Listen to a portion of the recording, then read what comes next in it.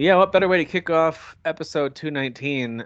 Look at Kyle. Look how set up he is right now. He's rivaling the Dapper Chocobo himself with So the set up. lighting. You can And really see my face. you've always had the collection though, a really cool collection of figurines. And we should, by the way, every once in a while we should have you guys highlight like one that you like that you want to talk about at some point. We never have done that, but you always could. Threaten me I'm with a always good time. interested in like what makes you want to collect that thing other than it fills out the shelf. If that's the reason, totally cool. But yeah, I sometimes I do like to see the things highlighted. But it looks great, Kyle, and it sounds great. You got a new microphone. Yes, thank you. completely Yeah, leveled up. headphone. I'm waiting for my chair. I'm still sitting in this again. I was joking about it in chat. I was like, if y'all could see the chair that I'm sitting in right now, you'd be like, why are you like we torture people in Guantanamo Bay by people like sitting people in chairs like this, you know? It's like, why do you look like here a we are. homeless person sitting Yeah. in a Yeah, so I'm getting a nice.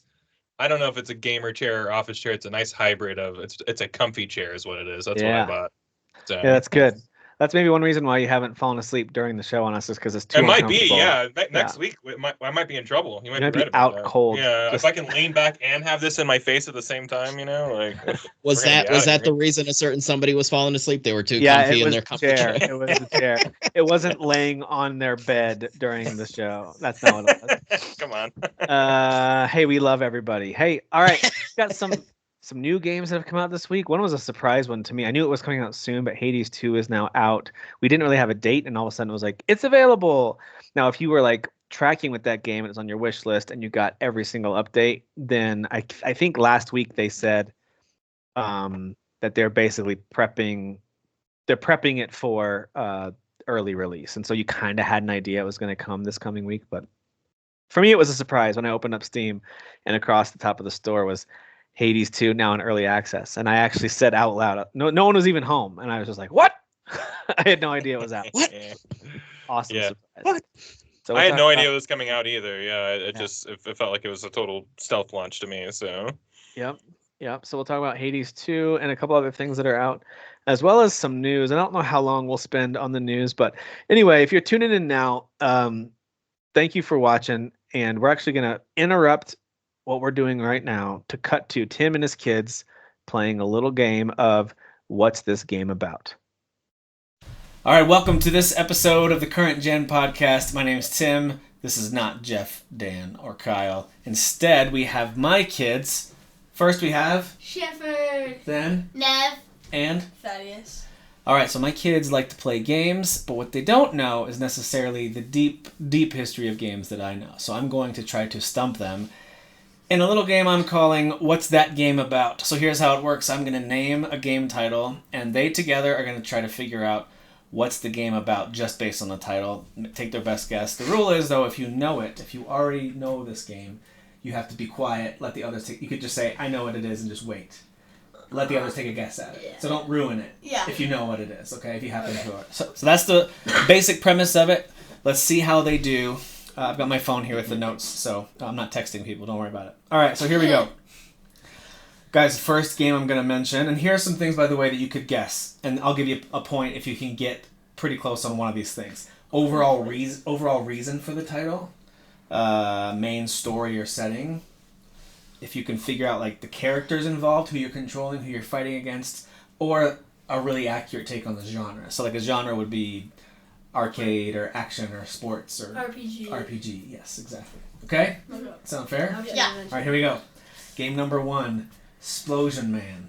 Oh, I know this game. It sounds Maybe maybe like, like but I don't. it sounds like a fighting game. It kind of sounds like the Graceful Explosion Machine game. It sounds like something with like bombs or something. Obviously. Wait, what was it telling? Explosion Man.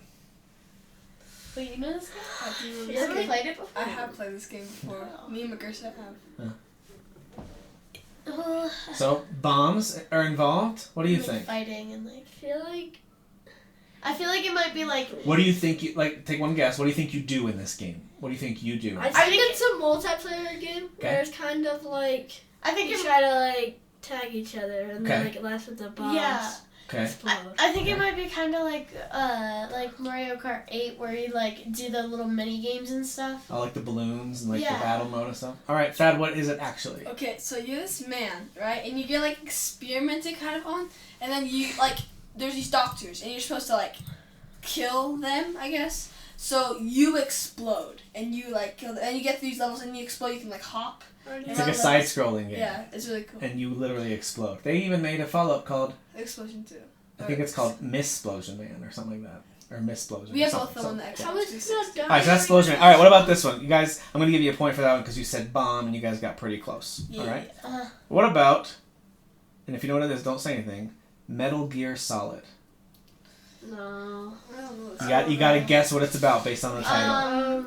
So give me some kind of guess. Like, I think it's set in this area. So I think I think you build maybe- stuff with metal. think you build stuff Or with metal. maybe it might be like a person that's like that like has metal on them. Okay. Like Title kinda again? Metal Gear Solid. No. That's a weird title. I mean metal. What do you really think? Tell Kyle all about how bad that title is. Tell him. That's really bad. That's like just adjectives. It's kind of Metal Gear Solid. That's just words next to each other So, that don't make sense. You build things. You're made of metal. What's one guess about any of it? I think it Or might- what kind of game do you it think might it be a is? puzzle game with like a gear theme. A I- puzzle game I with gear think theme. Okay. I think the game would be like one of those like country games where you like shoot and stuff and it's like Kind of like I Red don't Dead Redemption. yeah. So Metal Gear Solid is actually an action stealth espionage army type game. It's a third-person game. It started out as like isometric or overhead view, and you have to run around shooting bad guys. There's big boss fights. There's lots of like government conspiracy storylines, and there's like 5 of them in the main series, and there's a few spin-off games. And Metal Gear is actually a gigantic weapon, like a big robot, big mech, basically. That's a big weapon that's going to be used. So that's kind of the idea. But the storylines get wacky and crazy. That's like not anything that fits with the title besides the Metal Gear Solid. All right. What about, so you don't, no points for that one, but I liked the guesses. Chrono Trigger. That It sounds rings like a bell. It rings a bell. It should ring a bell. It hurts my heart that they Yeah. don't know it. I think I might know. that does ring a bell. I feel like Wait, it's what is not it? a game How that do you you spell it? Chrono Trigger. Is it kind of like Super Hot? C-H... CHRONO. Chrono. C... I feel like it's kind of like a game like Super Hot because And then Trigger. I think Separate word. I think it's like Super Hot. Okay, so kind of like Super Hot. Because like chrono means time. And Okay. trigger is gun. That's probably the smartest guess. Adults wouldn't have made that guess. I like that guess. Chrono does me too. I think it might be a game kind of like I don't know, like Elden Ring, where you like go around fighting. And, like, Okay, a game like Elden Ring. I don't know. Like an open world action RPG. What do you think, Thad? Anything about it? What it's a game like? So, or what do you think it's about? There's guns. Guns, Yeah. okay? Yeah. Because of like Trigger. I agree. Okay. Like Shepard said, but like you get to go like back in time. Okay. You guys are all a little bit close in some little ways. There is an open world to explore, but it's not at all like Elden Ring. It does involve time. It's not like super hot. And you can go back in time. Can you grab that mug at the top, that black mug right there, Chef? Yeah. Can you reach it? Yeah.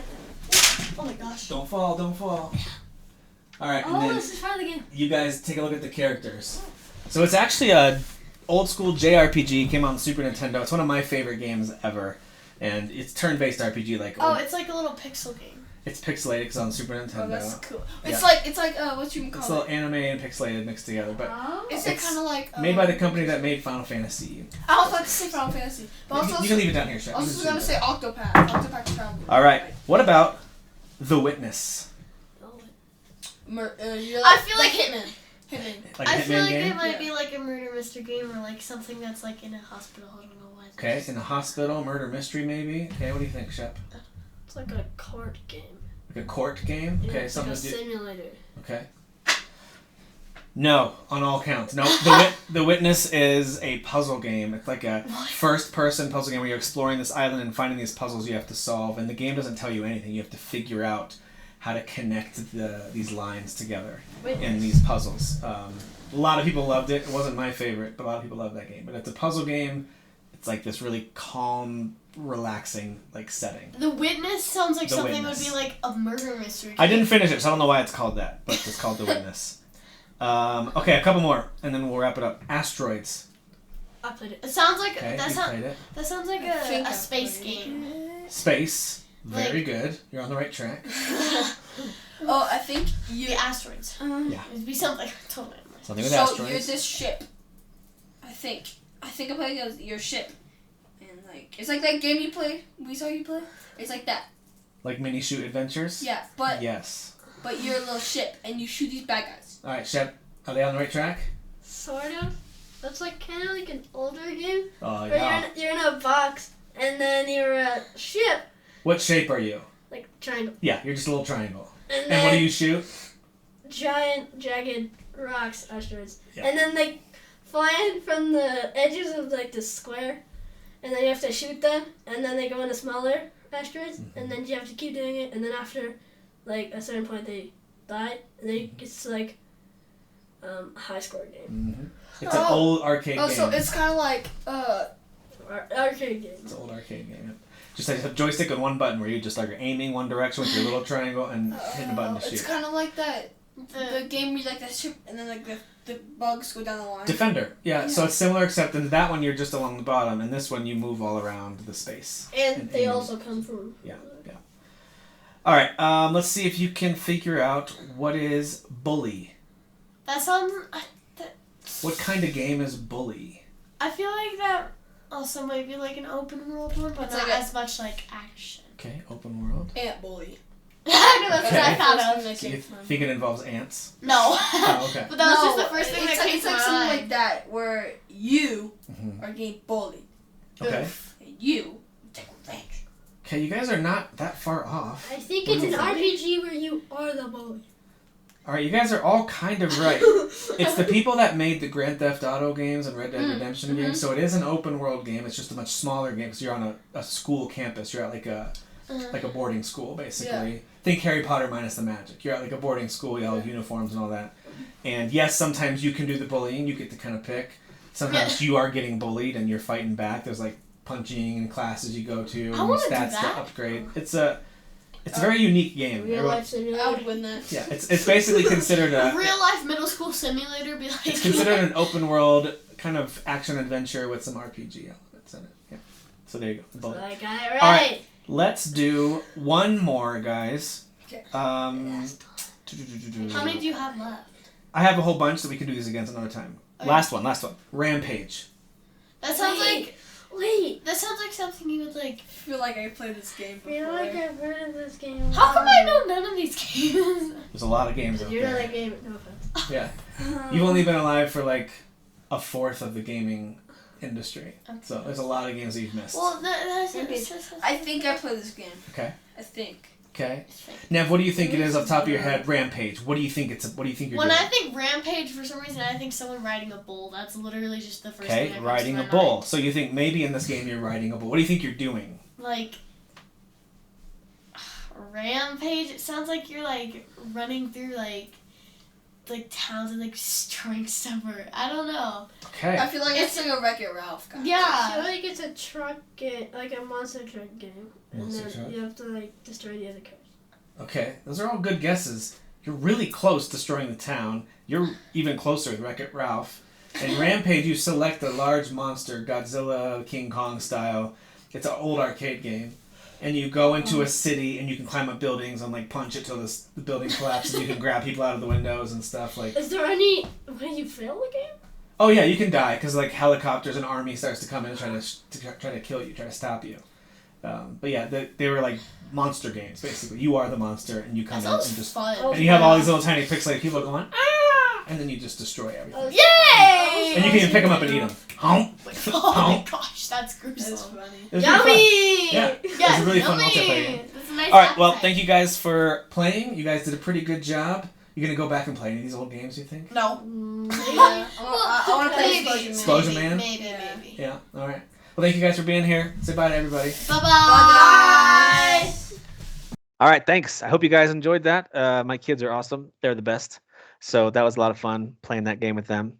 But now let's talk about serious business, okay? We know game names, they don't. And Kyle, I just want to say I'm sorry for the Metal Gear Solid fail on my kid's part. I'm really sorry. I ran out in a rage, but I'm glad the camera. I know. I also I asked them about Chrono Trigger, and my heart was equally broken because Oof. I've had this mug in my office. They're very aware this exists. They've even seen me play it.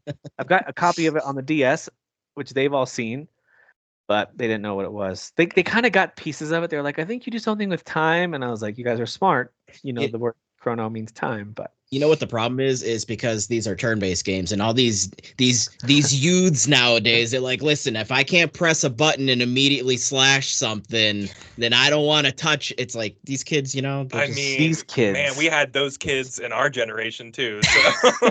yeah. Sometimes I I had still certain friends when I remember- try and yeah. pitch, and they're like, "Is it turn-based zone?" It's like, "Yeah, I won't play that." I'm like, Yeah. "I know you won't." Yeah. Why I even be still friends with remember going to my buddy's house, my buddy Jeremy, when I was a kid, and he was playing, I want to say it was Final Fantasy 2, which was 5 here, right? Or I yeah. think 2 here No, was 4. 5. It was 4. It was 4. 2 was 4. Okay. Because 3 was 6. So they skipped 5 here? Yep. Okay. Yep. So we didn't get 2, 3, and 5 originally. Okay. Yeah. Gotcha. So he was playing Final Fantasy 2, the American version of 2, which was 4. And so I saw the characters all lined up. I saw them hit attack, and then they all just took turns stepping a little bit forward, still super far away from the enemy, and go ding ding with their little sword, and then numbers popped up, and I was like, what is this dumbest thing in the world that you're playing right now? I still remember that feeling of like, this is so stupid. And then it wasn't until a guy named Sam from the next school that I was attending, I got a little older. He was like, you got to try Final Fantasy 3. And he even gave me the guide, like what were those called? Like the Prima? Prima, yeah, depending on the brand, but yeah, I think it was a Prima guide with the screenshots. And Yep.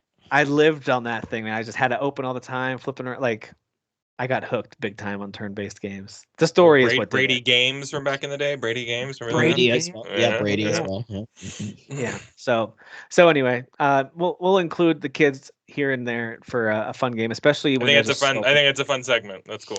Yeah, it's a good time. It also saves us from having to play dumb games. We can just get right to business as adults, right? Because we're just businessmen. We're here to make the money that we make doing this show. That's Can't right. play. We're not here to play games. We're here to talk about games. Right. That's right. Right.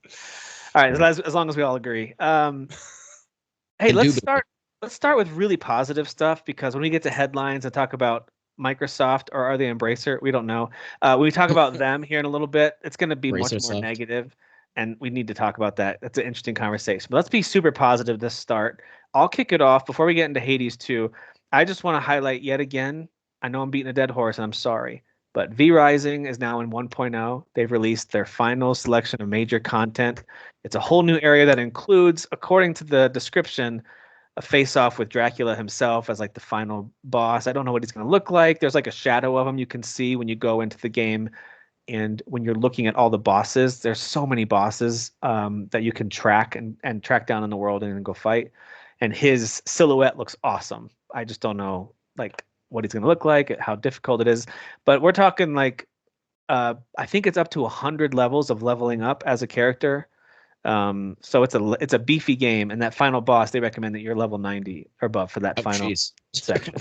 Really? Wow. So like they really want you to get better. Now, here's some cool things I wanted to highlight about V Rising. So this is a game that a lot of people will ignore because of the crafting and survival elements. Like, it's not for me. Never mind. I'm not going to do it. I totally get it. Like, not many people want to stand there chopping at trees and banging at rocks, and I totally get it. I totally get it. But they've done a few cool things. When you start a game, you can either join a public server and kind of play with other players. It'll match up randomly, and you can kind of be in the same world together, PvP or not. You can kind of pick which type of server you want, and you can go be a vampire, build your castle with other vampires, and raid each other's castles and do that whole deal if you want. Or they have the ability, and they host it. You don't have to do any hosting. You just start a private server, you name it on your own, and then they give you a huge list of rules you can set. They had some of these in my experience throughout the early access, but now it is a very robust list of things you can do. You can do everything from make it super easy to make it super difficult. You can make it so crafting takes way less items or way more. You can make it so each little node of resources gives you a lot more, gives you a lot less. You can basically change the sliders on everything you're doing in the game. Like treasure chests, do they hold more or less than usual? Like a little multiplier. You can make it harder or easier for yourself.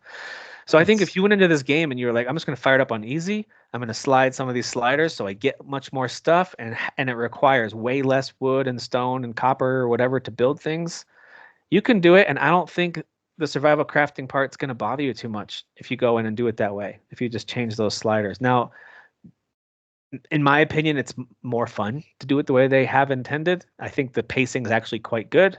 I'm not going to change any of that, but I just wanted to highlight that it's cool that they give you the player, whether you're playing solo and you can lock down a server and it's just you and no one will ever interrupt you and it's a full-on single-player Nice. game, or you can open it up Valheim style with a password and invite friends to join you. So like really, really cool player. What's the word? Like they give you control and power over how you want to play. Yeah, just good like freedom. Just good freedom. Player freedom. Thank you. Customization. Yeah. Player agency, is that right? Yeah, I like that too, guys. These are all good words. All right, yeah. So we're wording real good right now. we're wording so good. So yeah, but the game Vocabularying so good. it did wipe all my progress, which was actually fine because I hadn't played it since last summer. And even if I had fired up how far I was and everything that I had collected, and I had multiple locations and chests full of all kinds of stuff, I would have been kind of like that classic Johnny Depp meme where he's confused getting off the ship. I'd be like, what button is it again? And so I actually don't mind starting over. They're introducing a whole bunch of new elements to the game as well. And right from the jump, things are a little bit different, including controller support. It's taken a little bit of adjusting because I do like playing with keyboard and mouse, but I'm getting used to it. Right now, they don't have the option. Speaking of player freedom, here's where it's struggling. It doesn't have the option to map your own buttons as far as I can see, which to me on a PC game is like a major oversight. Like just any video game. I've said it before. I don't understand like how difficult it could possibly be to just have in the settings being like put however the buttons you want. Like right. I just don't get it. I don't know. Because I played a lot of No Rest for the Wicked and a lot of Hades and Hades 2. And all of those have such similar button setups. The dodge, the attack, all that stuff's very similar, surprisingly. And this is way different. Now I have to hit like the right trigger for my main attack and stuff like that. And I'm like, no, let me change it back to X. That's what I'm used to hitting for the last 40 hours of gaming. Yeah. So anyway, but minor complaint that I'm pretty sure they're gonna add in there because they've added so much other stuff to the game. But anyway, it's very, very good. It's super fun. You creating your own vampire and then having them wake up as they kind of like rise out of their coffin at the beginning and they have nothing. Or you can make it, by the way, you can start. A lot of people that have been upset about not being able to play the new content until they work their way back through all of the game. You can start and you can have this little slider to decide what level do you want to start at. You could start at level 90 if you want. Oh. You could start with all the gear. It's like a lot of survival games. It's kind of, you go from like bone and wood type items to copper, then to iron, then it upgrades over time. Sounds like they really don't care about you, like about being like kind of like forcing you to do things. They're just like, hey, listen, just jump in. Just play the game. Yeah, just go do it. Just go do it. Exactly. Yeah. So I think it's really cool. And if you wanted to just get in there and start building a castle, you can turn all the sliders off in terms of like getting invaded, make the enemies super easy, and just go craft and build vampire castles. You can absolutely do that if that's what you want to do. So yeah, I love this game. I think it's phenomenal. They did a really good job over the last, I think it's just almost exactly 2 years of early access content, and then 1.0. And it should hit PS5 later this year too. And hopefully by then they'll have the remapping in place. But there you go, V Rising. Oh, so good. It's nice. Really great. Love that game. All right. Are either of you playing this game that I'm hearing talked about a lot called Animal Well? No, but everyone's talking about this game though. Yeah. What have you heard? No I have been playing. I don't know anything about it other than that. Had it been announced ever? Like, was anyone aware that this was a game? Like, I don't know. I heard of it this week. Nines and stuff. I heard of it like on Thursday. I think is the first time I heard of it. So of course I bought it because I'm a sucker. And it was like what kind of game is it? So it's Metroidvania. Okay. It is. Yeah. It's a but you're a blob. Which is like think of Boy and His Blob without the boy. It's just Blob and Blob. You're just a little blob. You actually remind me of the little sprite from Secret of Mana that you have in that game. But anyway, you're this little blob and you're flopping around in a side-scrolling. Because it's pixelated, right? It's pixelated, but it's really pretty. Like the animation is very, very pretty. I've seen some screenshots. Yeah. So like the screenshots are fine, but when you see it in motion with animation, like as you're walking through, the vines actually like pull with you a little bit as like little touches in the lighting and stuff. I'm like, all right, this looks like an 8-bit game, but it doesn't at all. Like it looks really pretty. So you can tell they're using a modern engine to make old school design. I think that's really cool. I think all of us like when they do that. Dude, I love when the pixelated games have like those like modern like touches of just like lighting and animations to things and stuff like that. Like I agree. I enjoyed that. Dead Cells did a great job with that. Of course, Octopath games. Like there's so many games. And Aiden Chronicle, of course, most recently, really pretty use of pixels and modern stuff. So anyway, yeah. So it's a Metroidvania. I'm not super far into it. I actually recorded a little clip that I'll put on our YouTube channel at some point. It's very. It doesn't hold your hand at all. It doesn't. It gives you some button prompts of like hit this button to do this thing, but there's no like. You are this creature, and here's what you're trying to do. It doesn't tell you any of that. It's just one of those indie games where it just throws you in, and you just start moving either left or right and try to figure out where to go. But basically, you have no powers except for jumping. You just start, and all you can do is kind of like shimmy around the ground and jump. And then you find your first item is this firecracker. So you can throw that, and that'll stun enemies that are trying to get you, so you can get past them. I'm like, okay, is this going to be kind of like a Planet of Lana adventure game? I thought it was a Metroidvania. I don't know. But now I'm starting to see some other abilities unlocked. I got a wand that makes little bubbles, and they start to automatically float up, and you can use those. You can jump on those as a additional platform and then jump up. And so they're using that in some clever ways where sometimes you need to make a bubble, jump on it, and if you stand still on it, it'll slowly sink. And there are some platforms that are like underneath, down low, and you have to like let it sink and then jump. The new Mario game did that. You have the bubble power. Yeah, Mario Wonder. Yeah, they had the bubble power, which was actually pretty nifty. Very cool. Yeah, at first you're like, why do I need this? And then when you figure it out, you're like, oh, okay, that's kind of cool, I guess. Yeah. So yeah, there's bubble power, and then the one I just got, and then I stopped playing it because we had stuff to do today. But I got this frisbee power where you toss this little disc, and then as it comes back to you, you jump on it, and it can like carry you across a distance. So like, cool. Basically, so far, it's not so much about fighting; it's all about you're getting new tools to move around the environment in different ways. Yeah. So, I don't know that it'll ever really involve a lot of fighting, but maybe they'll introduce that. But yeah, so it's an interesting, cool looking little game. I don't really know why it's getting all the love it's getting. I think it's really cool. It's special, but it's not that unique from what I've seen. And so I'm a little surprised. I'm not saying it's not worth, it's like $22 on sale or something right now. I think it's $25 full price. So a couple dollars off. But the I mean, mechanics sound unique. Like like all those little things sound, make it kind of maybe stick out a little more than other games. But yeah, it is a crowded genre, so you really got to like really got to shine, to stand out in that space. Totally agree. Yeah, it's not a game like. It's not like something like Mini Shoot Adventures where they're mixing two genres I never imagined I'd want to play. A Zelda twin stick shooter. I never thought that I would want that, but it's amazing. And nothing else out there is like that. There's a lot of games out there like this, but this one does control really well. Like there's some small elements of precision platforming that I'm like, hey, the platforming and jumping, like you get a feel for it really quickly. And you can almost gauge as you come up to each section whether or not you can make a jump or not, or if you need your bubble power or whatever. So yeah, it's a cool little game. Is it a 9 out of 10? I don't know about that, but I don't know. I'll keep playing it and I'll see maybe some of the powers that they unlock. How's the music? How's the music? Music is nice. Yeah, the music's nice. It fits the vibe. It hasn't stood out to me as like I'm going to go add this to Spotify playlist on its own necessarily. Yeah. But it's good. Yeah, it's good. Okay. It's the job done.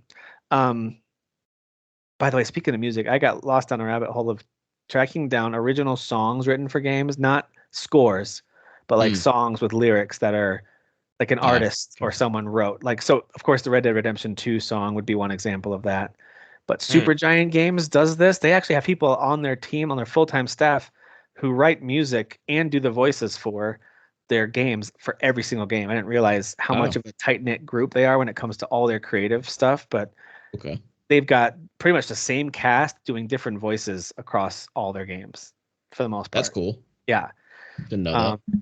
Yeah, the guy who does the voice of Hades also does like the narrator and does like 3 other characters in Hades, and you would never guess it. He's just really good at voices and does all of them. The guy who does Zagreus also does this really high-pitched singing singer character named Orpheus in Hades. You would never guess it's the same guy, but he's, So they have like super talented people on their team. Yes. Yeah, that's right. And they keep making excellent games. So something's going right over there. The Supergiant. It's like the one example right now of gaming done right, I think. All right. So anyway. All right, speaking of Supergiant, either one of you jumping in on Hades 2? I feel like I've talked a lot. Did either one of you play it? No, because I'm still just like playing some other previous stuff, and to be honest, yeah, I had no clue. Again, another game where I'm like, did they even like hint at this coming out? Like, So in December they announced that it's going to come to early access in Q2, I think. Okay. So this is Q2. Like this is the time. It's just it kind of sneaks up on you when there isn't a solid Yeah, date. especially when they don't like say it again, which is not like a criticism. It's just like, Right. yeah, they said it, but like that was a while ago, and I just kind of forgot. Yeah. And like you said, it does just kind of sneak up on you. Yeah. And to be honest, I've never like, at least I don't think technically I've finished the first Hades. Like I definitely did like quite a few runs where the story kept stretching out, and I mean at this point now I don't even actually necessarily remember. I'd have to like watch a video to try to remember some of those tidbits. But yeah, I don't think I technically got to the end of the first one, which is something I'd probably want to do because I mean this is a sequel, right? So dude, it's so tightly tied into it. Absolutely. Yeah. Yeah. So I mean, you can fill in the blanks, whether you watch a YouTube video to catch up, or you go back and play it, or even just play Hades 2. Like they do fill in the blanks of like things that happen. Okay. But like when I fired up Hades 2, I also hadn't finished the first one, and pretty early on I was like, oh, that's how it ends. Okay, cool. So like, if you don't want to know the ending of Hades, don't fire up Hades 2. Sure. Okay. I will say that it's not so blatant in your face, but there's a picture you walk up to and look at, and I immediately saw like, oh, okay, right. I didn't realize that. Okay. And then the characters start talking about little things here and there. So it fills in the backstory for you a bit, even if you haven't played the first one.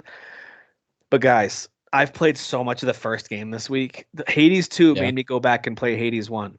I played it on the Switch back in the day, and I got pretty far. I think same as you, Dan. I got pretty far into it, and then just fell off for whatever reason, acknowledging this game is awesome, but it was 2020. I don't remember.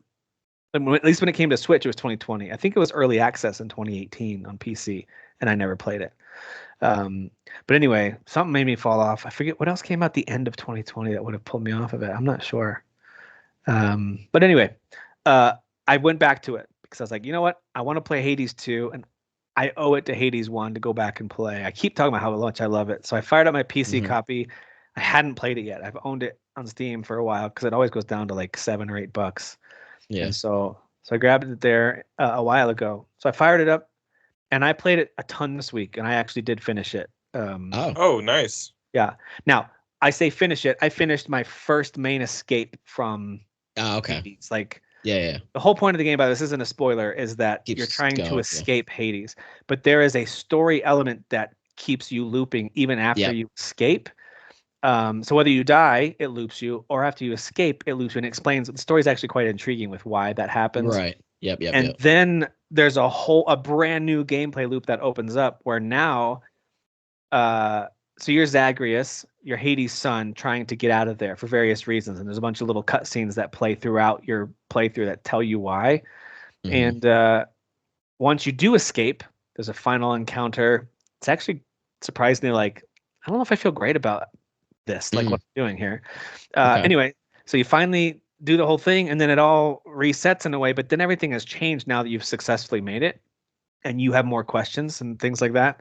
And so not Zeus, sorry, Hades. Zeus is one of the gods that helps you from a distance. They give you the powers, Zeus and Aphrodite and everybody else. But Hades has now established a new like level of difficulty essentially. So he put these bounties out there for them to try extra hard to attack you. So now all the bosses that you've gotten really good at fighting, like I was flying through bosses by the time I got to my last run. Like you kind of know their patterns, but now you can do these bounties where you can increase enemy damage or the number of enemies, or decrease your healing power, or you can give yourself these handicaps, but that gives you rewards, like major rewards every time you do that. And so every time you like complete a bounty to make it harder for yourself, and you can allow the bosses to add new movesets, which I haven't tried that yet, where it can be like, let this boss have a new moveset. I don't know if it was just me and I was being dumb, but I know what you mean with the handicaps, but I never actually did any of them, or at least I don't think I did. Maybe there was one that's like. So you did get your first escape out of there?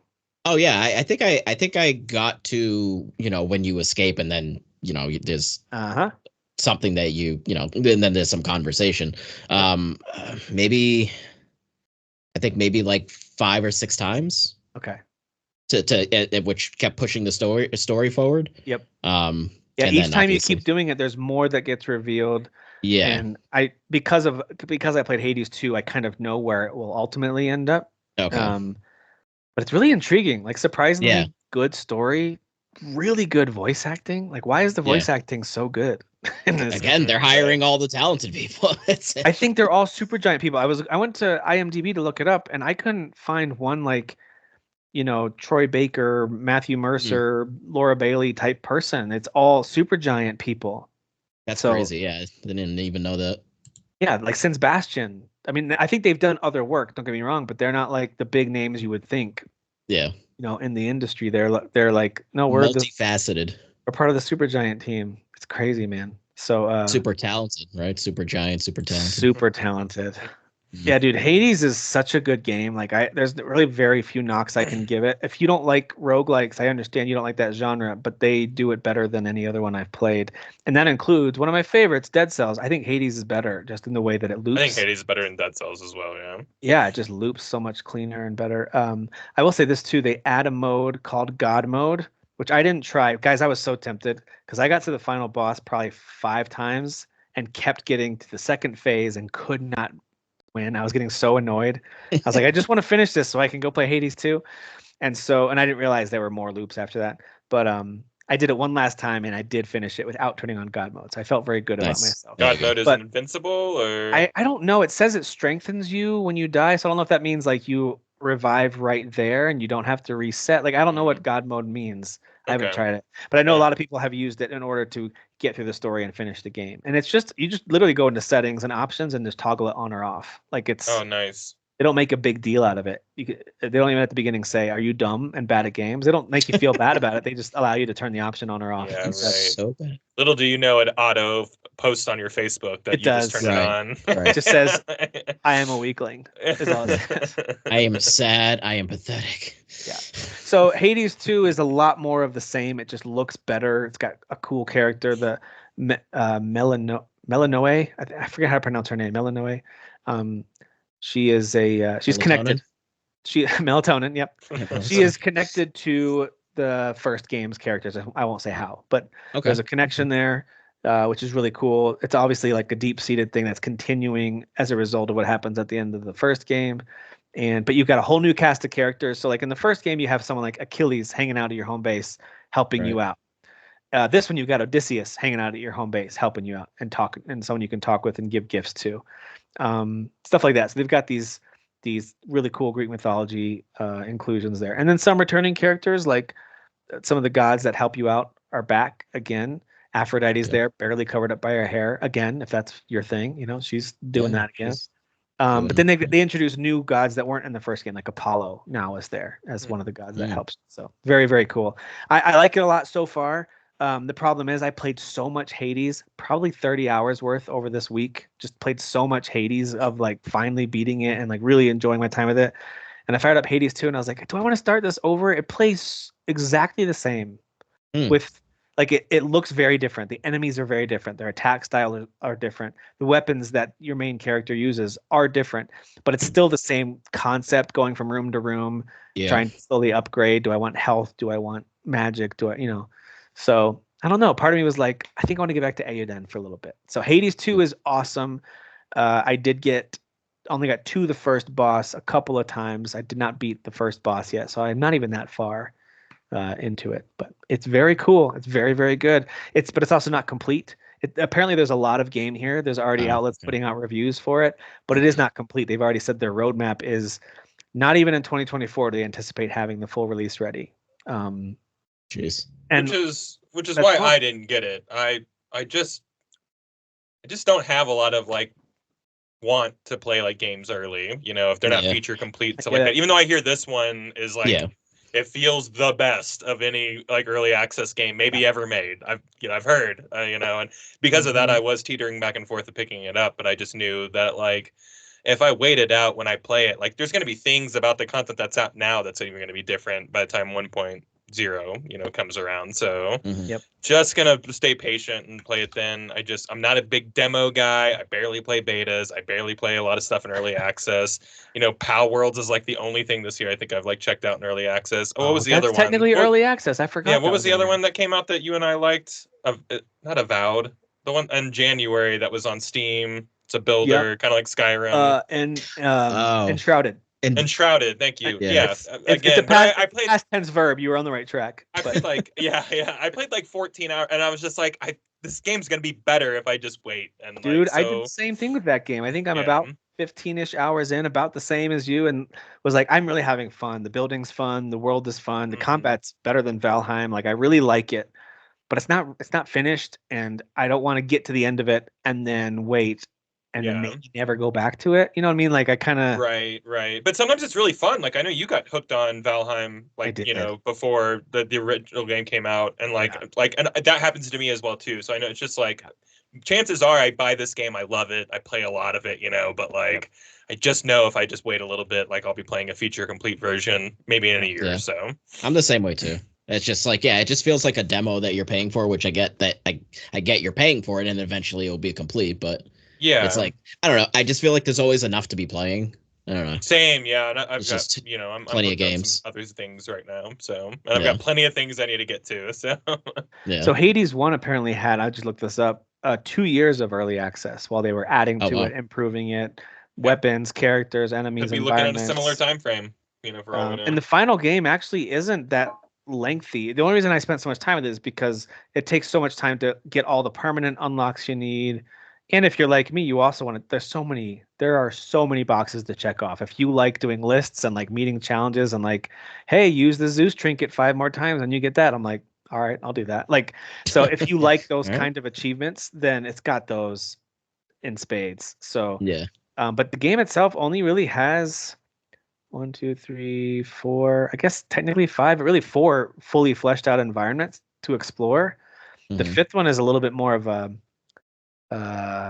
it's more enclosed. It's not really like a big exploring type of a thing. Anyway, so it's not that many environments, but it still took them 2 years to fine tune and perfect and get it ready. Yeah. Which, I mean, the combat is pretty perfect. So. Oh, so good. Yeah, Every weapon it's- is fun. I actually thought, Yeah. like, you know what? I only like the sword, sometimes the spear, and I love the shield. But then this playthrough actually gave the bow and arrow and the gun extra chances, whatever that launcher is, that little rocket launcher thing you get. Mm. And when you get the right upgrades for those and get used to them, they're pretty awesome. Like they're Yeah. pretty great to use. Yeah. So all the weapons are very well balanced and super fun. So for the second one, there's new weapons. You start with this witch's staff, and so you can cast magic. You can do this kind of like AoE attack around you to either freeze them in place, or to, if you get different gods to give you bonuses, it could use lightning or ice or whatever bonuses you get into that little ring that forms around you. And then of course there's just your standard like spear-like attacks. But there's some other really cool weapons you get, including like these dual knives that she attacks really fast with, like rogue Nice. style. So yeah, man, it's beautiful. It's awesome. The music is great. Again, I got really hooked on the first Hades game, had a great soundtrack. I really loved it. But this time I've got a new appreciation for it because I've actually gone and watched some of the live performances of the Supergiant music folks as they performed this thing live. And I'm just like, they could be recording artists, but they do video games instead. Mhm. I've never heard of them. I just know their voices. That's very cool. in these games. Yeah. So it actually there's a female singer who's been in a number of their games, and it reminded me a lot of the Far Cry 5 choir when they sing. And like, I don't know if you guys remember that, but like the music in that game, listen, I know that game takes a lot of crap. It's totally fine. You don't have to like Far Cry 5. I liked it a lot. But that's music, the weird like Arizona one or Nebraska, whatever. oh yeah, The woodsy one, the one up in the woods. The one with the Idaho religious or cult something. and all that stuff. Yeah. Yeah. I love that one. Do people actually not like that one? Dude, that was such a good game. Great that game villains, rocks, like that creepy I liked it family. way better than 4. Like Me too. And 4 is a little more my setting. Like I kind of like that vibe Yeah. a little more. But boy, I really 5 got was on board great. with like the like ridiculous like country bumpkin type of like story they were telling. And the cult, and I remember there were times with some of those songs, they're so well written by this guy who's actually he's the composer for like movies, Dan Comer, and so he does like actual scores for movies, and he came in and wrote the music for this game, so you can tell it's got a true professional artist touch to it. And there were times when I'd be like invading a base in Far Cry 5, and they would have it blasting over the speakers to, indoctrinate and evangelize their cult. Mhm. And I would just stop and listen to it like, I might join this cult. This song's Yeah. really good. You know what I mean? Yeah. I'm kind of feeling this cult vibe, you know? Yeah, they have flower drugs, and Yeah. like this is looking kind of cool, you know. Yeah. Oh, the Pretty bliss. I'll sing this song. That's fine. But anyway, like some of the Hades music reminds me of that level of quality of like, man, Cool. this is just an actual record that happens to work in a video game. It's really Yeah, good. it kind of reminds me of the Journey studio. Like it's like when they come out with a new game, you're like, oh yeah, they won a Grammy one time. They're probably going to show up and really, Yeah. orchestrate the heck out of some music. So, Sure. Right. and all these are indie studios, which is so bizarre. Not Ubisoft, obviously, but Yeah. True. the other two, like it's interesting to see that they're like leading the charge for the whole industry, and they're like the little guys. So good for them. Yeah, I love it. Supergiant Games has not missed yet. Even their games that I haven't gotten as into, like Pyre, I have to acknowledge it was so cool. Really cool. I never tried that one. I just Yeah, I I didn't don't know. It's a kind of a Yeah. sports game, sort of Yeah, an action. that's sports why I game. never tried it. Yeah. But it's got an RPG type of roguelike storyline gameplay Yeah. loop to it. I heard the story is actually a lot of fun. Like That's if you what I've heard invest into too. in the characters and stuff like that. I've always admired from afar because I know they don't make bad things. So Yep. It's hard to have criticisms about it.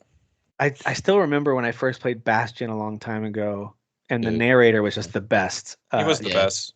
And he's the guy who does the voice of Hades in the Hades games. What was that next Oh, is cyberpunky it? one? The one that they did after Bastion. What was Transistor. that one called? That game Transistor. rocked. Yeah, That's another I game love, that- I love that one. Dude, Yeah, I Transistor gave rocks. up on that one way too early. I need You to gotta go go back to and that play game. Transistor. Yeah, it's so good. The Sometimes talking I'm really sword? ashamed The of the talking games sword? that I've Yeah. dropped off on. Sometimes I'm really ashamed. I'm like, why did I Oh, stop? I playing? have a couple on my backlog right now that are just insane. So You're like, you can't even look at yourself in the mirror. yeah. I'm still every once in a while pick up and put an hour into Zelda where I'm like, I'm gonna beat this someday. Oh, yeah. Well, I mean, dude, with Breath of the Wild, how it took like 3 years to come back to it. Yeah, and it was about 2 years for me where I came back Yeah. like a year and a half later and then like just pounded that thing for Yeah. 3 months and then beat it. So Oh, like yeah. that's gonna come, but like Yeah. there are some games on my list that I'm just like, what's wrong with you? Like, Yep, Absolutely. I'm with you. I've got a few of those. And Transistor, I need to add that to I actually keep a backlog list of like just so I can reference it, because I'll think of a game and be like, oh, I should play that, and then it'll leave my brain and I didn't write it down anywhere, so it's gone. Yeah. Right. And so I do have a list of those. I need to put Transistor on there because that's one that Yeah, that's a good one. I'm so glad that I finally went back and I kind of beat the main playthrough of Hades. Because I already know what happens, that there's less of a drive to keep doing it over and over again to finish the story out. But maybe I will. Maybe I'll keep going. But I feel I'm really probably gonna good. get it back on my Switch now. We were talking about it here, so good. and there's a God mode. Yeah, There's a God mode. If I Do get that. frustrated, that's going on, I baby. I'm curious what God mode does. If you find out, let me know. I wonder. will, yeah, I wonder if yeah. that really helps to soften the roguelike My elements. pride won't that let me do it for a little frustrate. while, but there'll be a moment where I'm like, just let's switch it on. Let's toggle it. Let's see what's going on here. Let's do it. Yep. Yeah, the one that I won with, by the way, was the shield, and I got something from Shield, yeah. Ares where he adds Doom anytime you hit him with your shield throw, and it was bouncing around like 5 times. So I just kept Yeah. throwing it, and it was and Doom is basically a 1.5 second countdown, and it hits him with this little bolt from Ares. Not a bolt, but Oh, like a cool. little attack. It's like this little attack that hits him. And I Mhm. had that upgraded so many times that was hitting for like 300 each time. So I'd hit him with the shield, and that was like 20 damage. It wasn't a lot, maybe 30. But then the little thing would hang over the head and then hit him like a second later. So I just did Nice. that to like every boss, and I just kind of stood back there holding my shield up to block, and then I'd throw it a few times and then block. That's That is awesome. the thing that's tough about those games, because I remember with like Returnal, like, because that game is, whew, that game is tough, and I was so proud of that win. Yeah. But at the same time, it's like that one run that I just kept going and I kept winning. I was like, oh shit, am I gonna get to the end? It's just like I kept getting great stuff. So it's tough. I get why people don't necessarily love the genre, because it's like if you just keep getting a bad hand, it's like it's gonna sour your experience, you know. So I had a couple really bad like hands in Returnal where we were hours in, too. and my buddy was just so mad at me. He's like, I know it's not your fault, man, and I know that you're not great at this, but like you really need to get your shit together. And I'm like, You need to get your shit. I think I Not need a my break, fault. and I never played again. Yeah. Like, Yeah. That game That is is so, so good, though. funny. yeah, it's a humbling game. Yeah. Yeah. That Yeah, game's so good. Returnal, I don't think I got super. I think I like third boss maybe. It's really good. I just That's it's it's an that's excellent pretty far, game. right? Third boss.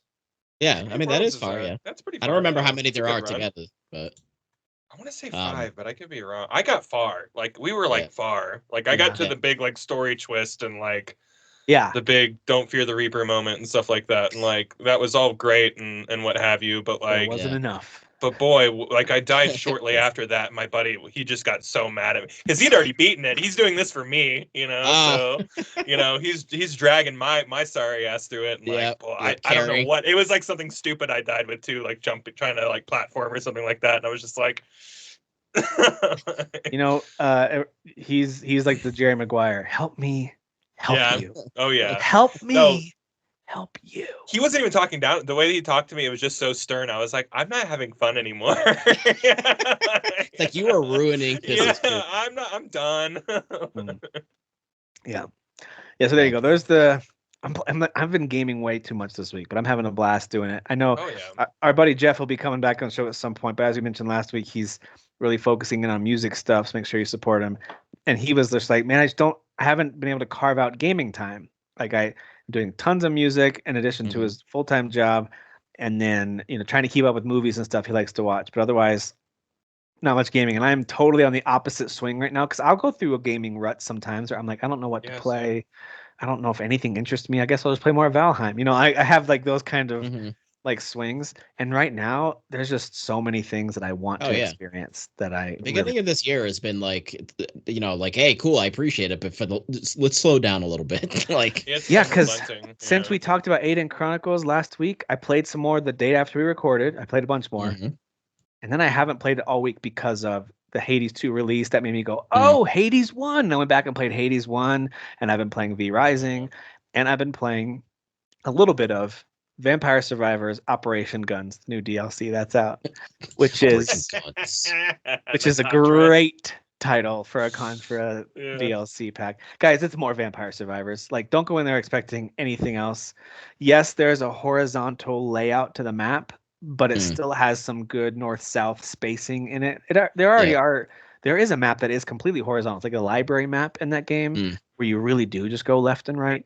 Yeah, yeah. This one has more verticality to it than I expected, but it is very Contra, like post-apocalyptic, burned out city buildings, combination of these aliens and robots and mechs that are coming at you. I mean, it's Oh, very so it's not. Contra. You're not like fighting just like goblins still. Like you're No, fighting like it's Contra Contra enemies. appropriate. That's Yeah, awesome. even like That's the so full-on cool. like space centipedes that comes, weaving in. Like it starts to feel like a full-on like Contra fest. It gets crazy. I'm Some of like the trying to bosses- find why it's still called Vampire Survivor, and you're like, that doesn't matter, Kyle. That doesn't matter at all. Yeah, like you even like I went and I unlocked a character. I don't know if you guys remember this, but in that game you find these coffins and you'll open it up and it'll say the vampires in another castle, like a little Mario reference. But then that'll usually unlock a new playable character that you can purchase. Hmm. And so it still has that. It just happened to be this Contra character named Billy or something. I forget what his name was or something. Bill.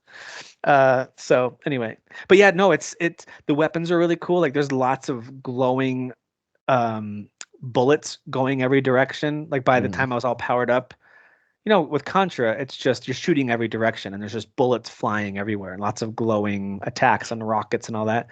It has all your standard Vampire Survivor stuff and it has some of that Contra goodness to it. So it's really fun, but if you don't like Vampire Survivors, these garlic likes as we call them sometimes. I think GameScoop started calling them that. I don't know if that's canon or just weird games. Yeah. But I know you and I have latched onto it, so it's like Yeah, it is what right. it is. If you already don't like those, this is still that. Like they didn't change the game to be Mhm. anything different, so it is still that. But I think it's a lot of fun. I think it's awesome. There's so many things to unlock in that game. Like if you go to the unlocks list now, after all the DLC they've released, there's got to be like 80 characters, and they all have their own move sets. And Is there that many? Holy shit! I don't know if it's 80, but it's a lot. Like I scrolled down a bunch. Yeah. Like, Oh wow. now I'm gonna search Yeah. how many there are, but there's a bunch. You guys both played this at one point, right? Even if you're not I playing. Oh, love yeah. Vampire Survivor. Yeah, Yeah, I got it's very maybe fun. 10 hours or so into that game, which is not the hundreds that some people have, but like, yeah, it's a good game. I like it. There you go. Yeah, I was close. There's 70 official playable characters. Oh wow, Jesus. dude! I don't even think I have 25 half. from their DLC. They've released 3 paid DLC, which are each like $1 or $2. Like their Mm. paid DLC is super That's- cheap. That is unreasonable. I tell you what, for the $3 I paid for that game, I should get know. everything forever, know. right? I'm frankly disgusted, and this is why the gaming industry is falling apart. Yeah, it's really Vampire Survivor's fault. Guys like them. Absolutely. Yeah. Yeah, 70 official playable characters. 25 of those are from DLC, and 17 are secret that are like much tougher to find. You have to probably do some redditing to find out how to get those. So Sure. anyway, so there you go. There's the new stuff that I think that covers most of the new stuff of note from this week. There might be other things. Oh, we mentioned it before we recorded. There's a game called Little Kitty Big City that looks charming and silly, and it could actually be fun. It's got great reviews, but I haven't played it. I will let you all really know. good. Okay, all right. It's on Game Pass. I'll download it and look at it on my HUD. I'll let you guys know. It looks like a Saturday morning, like a young kids cartoon, not even like a Fox cartoon that's kind of cool still. Yeah. You know, like it looks like a Disney Junior cartoon. Like that's what it looks like. So the art style is kind of nice. At least for the cat. I'm gonna need a cat game to come out and get bad reviews before I start trusting every cat game is good. Like I feel like we have like an internet cat bias going on here. There's too much of that. Stray almost won Game of the Year. We almost got there. Like it was close. Stray really snuck in there like a cat does. Yeah. Right. The power of the internet is too strong with this one. How'd Stray get in here? I imagine all the like Game of the Year contenders were hanging out in the room, and all of a sudden Stray's just like sitting there, like, "Hey, where'd you come from?" Oh shit! Yeah. Very much like a cat. It's just licking itself and stares at it, like, never mind. Being real smug about it, you know. Just being so smug. Yep, so smug. All right. So there's some headlines to talk through. Unless you guys want to talk about other things you're playing first. But I think let's wrap up with that because we can keep it. We can swing it back up to some positive. Right. What do you like? We're gonna drill down in the dumps here. What do you just like? Kind of a bummer. Yeah. Like, what so do you like? I don't want to end on that note. We need a palate cleanser from just like how deep in the barrel of trash and hell that we're about to dive into. Yeah, I agree. All right. So a couple smaller news things that I thought are at least interesting. Developers don't always admit this, because I do think delays sometimes happen because of the release slate around them, and I just don't think they always admit it. But the Rogue Prince of Persia devs straight up said it. They even put out this official release, a little graphic, and it says, "It's been a crazy week for all of us, and it all started when a little game called Hades 2 released." Oh. So basically, we're going to be pushing our release date back because of Hades 2. I respect that. I respect it. I got no problem with it. So they just pushed it back.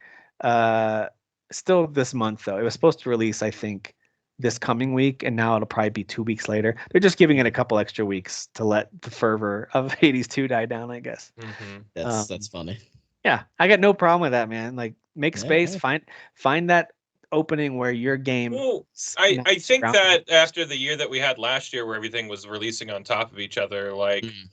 It's like not even a cutesy fun idea. It's just everyone needs to do that. Like get out of the way of each other. Yeah. Like give like space for there to be sales and stuff like that across the board, you know, and stop releasing games week after week after week after week, or sometimes in the same week, you know. It's just it's fun. It makes for good podcasting. I mean, but I don't know. Yeah, I feel like the industry is in trouble, and they need to like figure out a way to like sparse out these sales, you know, to capitalize on sales. If you think about it, maybe even is a contributing factor to all the nonsense that's been going on lately. Because you have all these suits being like, well, I mean, we didn't like make the sales or so. Yeah, because you morons are all jumping on top of each other, and people are struggling. Like like real talk. Like times are tough. The inflation is a real bitch. Like people don't have the money to buy 15 games in a month or two, like it's it's not reasonable. So agreed. But yep, I'm with you there. So I have no problem with that delay. I am looking forward to trying that game out. It's got like I could end up liking the art style. Right now I'm kind of on the fence about, do I like the art style they're going for? I'm not sure, but I think once I get my hands on it and give it a try, I'll know like, okay, this feels great and it looks great now that I'm playing it. I think it looks interesting. like it's I don't know. I don't know about you guys, but I have games that I'm like instantly hyped for. I have games that I'm like, I'll never play that. That looks like a ripoff of Splatoon. And then there's games that was phone Can't win stars, with by the way. those. Yeah. And then there's games that like are in that interesting category. I'm like, maybe. And this one to me is a maybe. Even though I do like Prince of Persia a lot, I like some roguelikes, not all of them. I don't like all roguelikes. So yeah, it's in that interesting bucket. Well, it's interesting Yeah. too because it's like they just came out with a Prince of Persia game, and Yeah. that's like a similar style, right? Not aesthetically, but Side-scrolling. like Side scroller, side-scroll. sure. Yeah. Yeah. So it's like, oh, you guys are doing that again? Okay.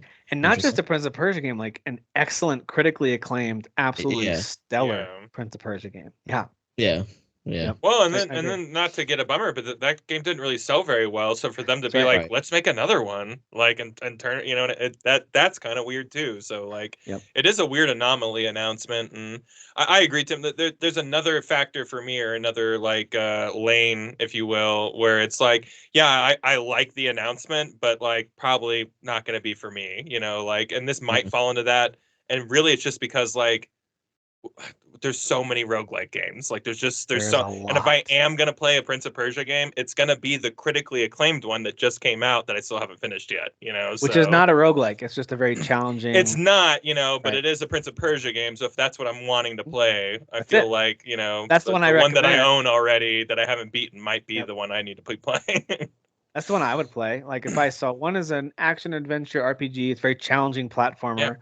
Think like Metroid Dread levels of difficulty. So not like impossible, but tough. Yeah. And then the other one's a roguelike. I'm gonna go towards the action RPG adventure one Yeah. every time. Yeah, but I'm still glad the roguelike exists. Me too.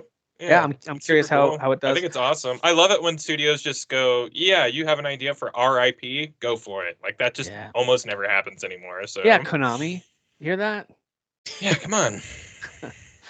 Oof. All right, God of War Ragnarok, which by the way is a year and a half old already. So like this fall it will have been out for 2 years. And I feel like Wow. that game still is brand Jeez. new, but it's not. Yeah, I beat that game when I had COVID, and I almost remember none of it. So Hey, That's replay it. unfortunate. Kyle. yeah. I Maybe remember loving it, even- but it was in the midst of like A a fever dream. Yeah. Yeah, a fever So- dream. You might be able to replay it sometime this year on your Steam Deck, as it seems Cool. like all signs are pointing towards a PC release. That's good. And hey, good news, folks. They probably aren't going to require a PSN account for this because they didn't for the other ones, like Horizon and the first God of War. Sure. So you can avoid that because I know that's so difficult for everybody. Anyway, so God of War Ragnarok is reportedly pretty imminent, the announcement for it. Like there's so many rumors from so many different sources. They're all saying like it's about to be announced. Along with that is potentially a PlayStation showcase of some kind this month. So sometime in May, where they could showcase possibly this, like, hey, God of War Ragnarok something edition for PS5 and PC version. Like they'll probably do something like that, right? Or they'll It's have just now like hitting me that we're about to hit not E3 season. Like Yeah, it man. it's 1 month. literally just hitting me right here Yeah. live. Right Holy- now. Holy It's almost shit! here. And I love this time of year. if Sony has the showcase, let's say it's like the 3rd, 4th week of May, that kind of kicks it off, right? Because then you move into Yeah. Summer Game Fest and stuff like that. Mhm. But to Very piggyback exciting. off of the God of War thing, because I don't know if you have it jotted down. Ghost of Tsushima, PC. That's coming out next week or 2 weeks. Yeah. It's soon. So similar to the Helldiver situation. Yeah. So the single Oh, player because there's online. Yeah.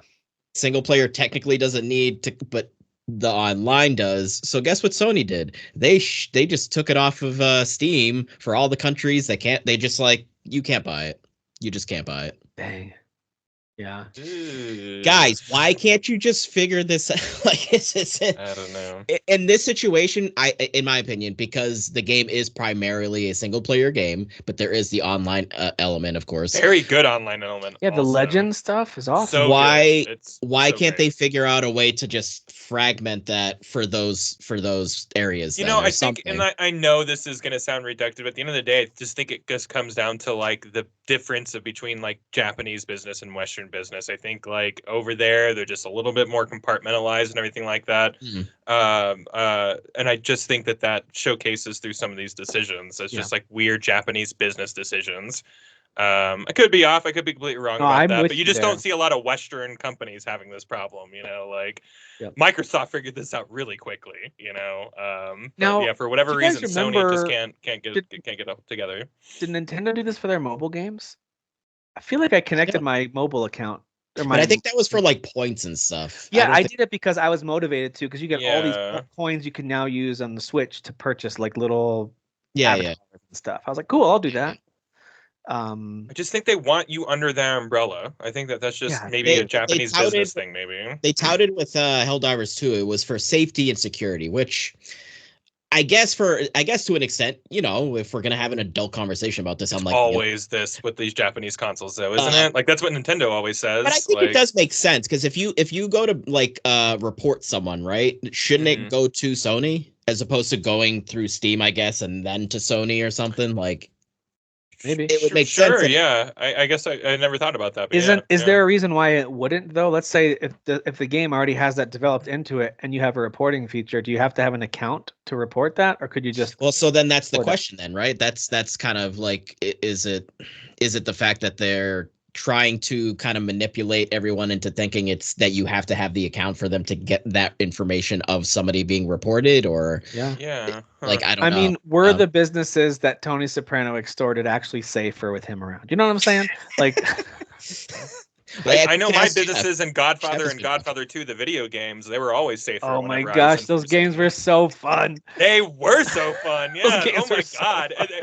Some of the worst reviewed games ever, and like I'm just like, these are 10 out of 10s in my heart. Dude, whatever. You could like garrote people and take over districts and like make you could take oh. over like a whole district worth fun. You of, use like the Wii remote to like strangle them. Anyway, whatever. Sorry. Did you really? Yeah, like You you got that actually version? like hilarious. you like Yeah. held in both trigger buttons. Oh my god, Oh, Yeah, it was man, crazy. Love those games. it's a good time. Thanks, Nintendo. See, Nintendo knows how to do it. Strangle people. They know how to strangle people. All right. But Well, yeah, I don't know. I just this issue, in my opinion, it's the best time for Sony to have this big kerfuffle because it has so quickly been overrun by all the Microsoft news and closing of major studios. People have already kind of been like, "Oh, Helldivers account stuff, whatever." That was annoying, but whatever. Now maybe they'll still get mad with the Ghost of Tsushima 2 thing. Sure. Maybe. I think the bigger issue before we talk about Microsoft with Sony was that they had it, pulled it back, and maybe they had the details there, but they clearly weren't very visible and they didn't communicate them super upfront well enough. Maybe they did it, but just not well enough because everyone felt bamboozled when they reintroduced it.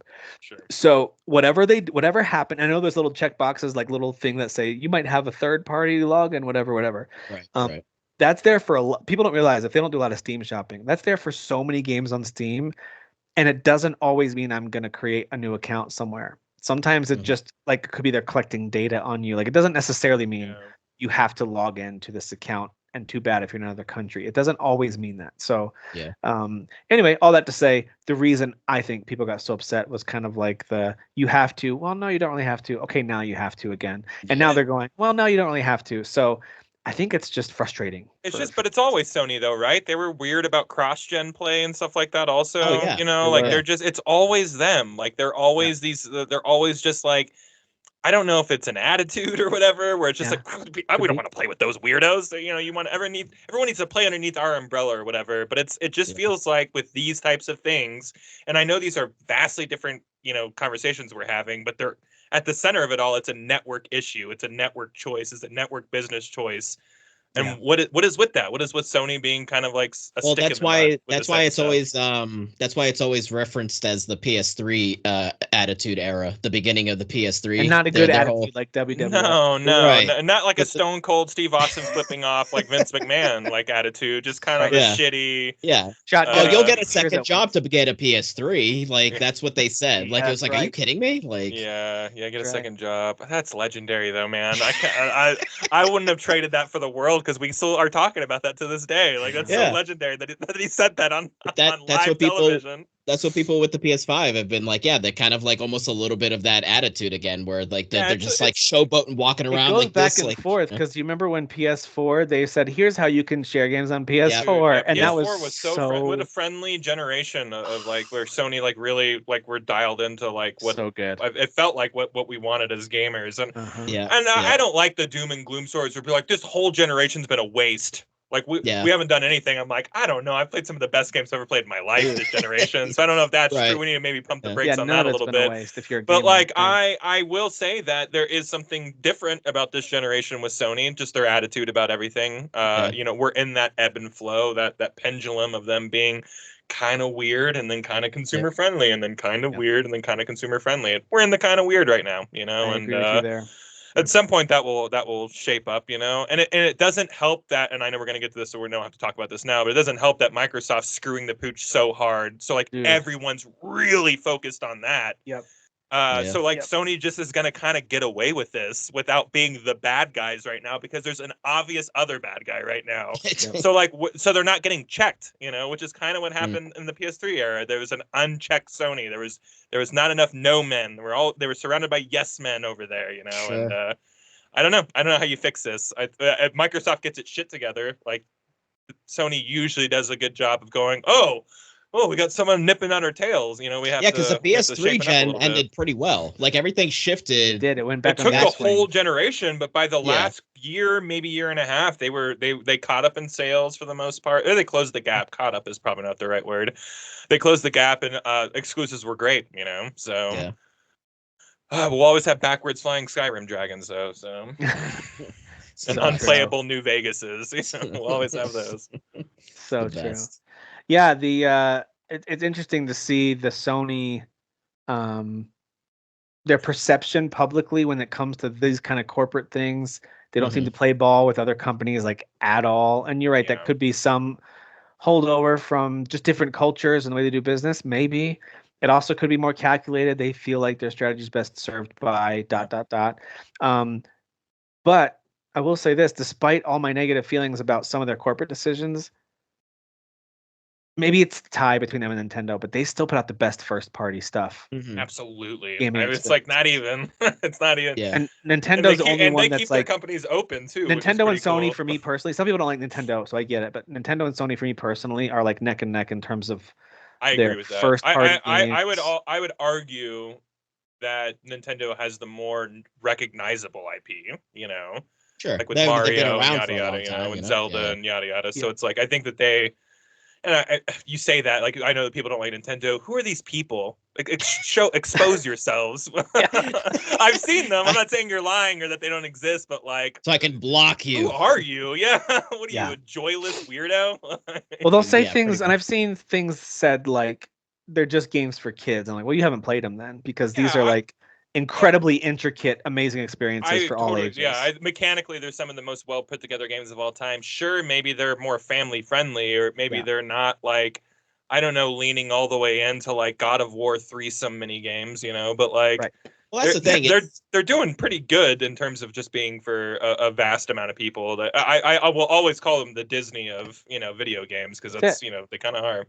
I think it's like the people out there, which I mean, you're not technically doing anything wrong, to each their own, but the people out there that are just like playing one or two games, you like the cliche, like your COD bros and your Madden bros, that type of energy where it's just like people like a certain thing, and then they just look at Nintendo as like the kid thing. It's like, but these games are like super fun, guys. Like I don't, I don't know. It's very strange, but yeah, Nintendo has absolutely crushed it. Their Switch exclusives, like they've been unbelievable, and even the Wii U, which I know the system didn't do well, had some incredible games that I'm thankful for.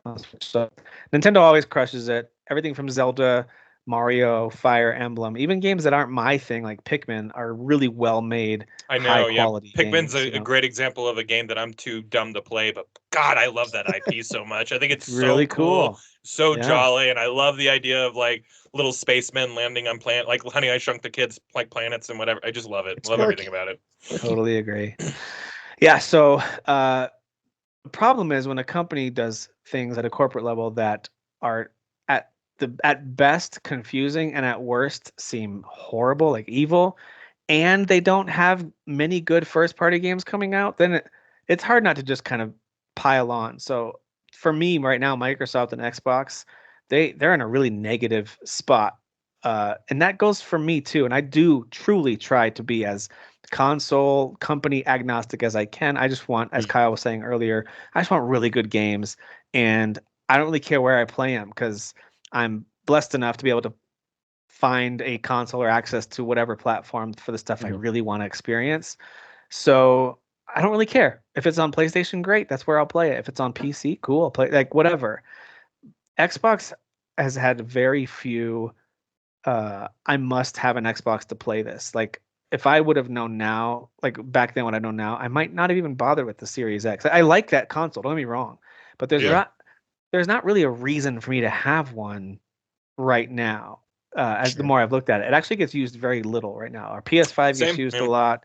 My PC gets used a lot. So they're in a weird spot. And now I got to be honest, they're acting like Embracer. And I know that's make a very like what's it called when you are like it's overly simplifying. It's an oversimplified way of putting it. Probably. I know there's nuance and various factors at play for both.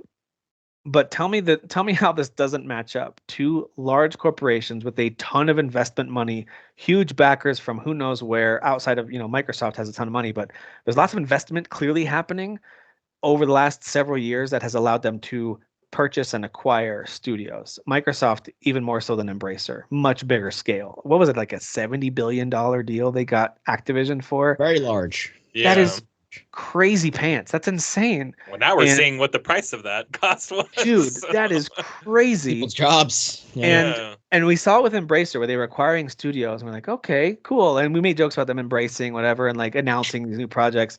And then a few games have come out, like Gollum, for example, and they're just garbage. And then they start closing down studios. And it's like, what the heck? Was there some weird back alley, like Wall Street swap that someone made money off of this acquisition and then liquidation? Like, what is how does this work? Who's benefiting from this?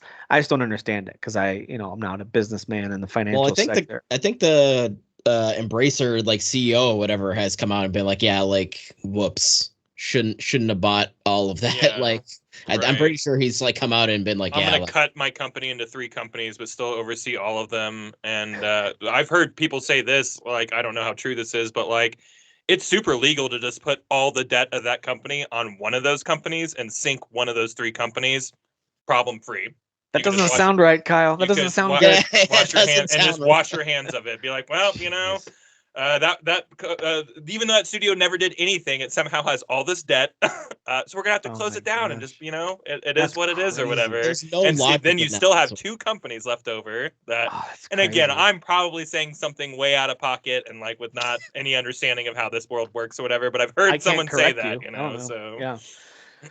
Yeah, I wouldn't be surprised. I mean, these freaking people at the top are able to just like have overseas like bank accounts and they just funnel money into like whatever. Which I mean, I guess you can't tell somebody where to bank, but like it's like that's clearly like a scheme or sort of like a thing you can do. That's like I don't know, seems shady because it's like maybe then you're doing some bad stuff and then you send your money off somewhere else and they can't touch it because it's in another country. So I don't know if this is accurate, but for me, the difference between Embracer and Microsoft is Embracer to me has felt more like the Fire Festival. Did you guys watch that documentary on Netflix? I watched all the documentaries. I love that. My wife said I didn't watch them, but she told me about them. Like, they're so really good.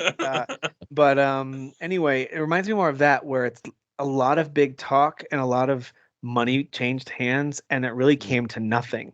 Like nothing happened, and it seems felt like fake. When it was all said and done, I was just like, it felt what fake. Happened? And now the branding of Fire Festival. Apparently, that guy's even trying to get another type of festival going, which is crazy to me. He's in jail, but like he is trying to do all that. That's crazy. Yeah. You know what you call the next one? You go the Final Fantasy route. You do Fire Festival, Fyra Festival, and then Faraga Festival. Faraga Festival. Man, I like that. Yeah. That's what you do. You just keep elevating. there I it thought you is. were gonna That go one's down the for path free, of saying internet. Fire Festival Rebirth, and I was on board for that too. Ah, Yeah, well, that's after. That's when Fire Got it. Festival you remake. remake the When whole you remake- thing. okay, You got it, remake the got it. whole thing. Sure, sure. So We're on its Embracer makes me fifth think of that because, iteration. like, as far as I'm concerned, Embracer is just like a joke, like this empty shell of a company that somehow has enough money. Like, it's just a joke. Like, Fire Festival is a joke. Yeah. Stuff with Microsoft feels much more nefarious because they are an actual legitimate massive company, one of the biggest in the world. I think them, Apple, Yeah. Amazon, they're all kind of like at the mountaintop together with a few others, Tencent or whatever.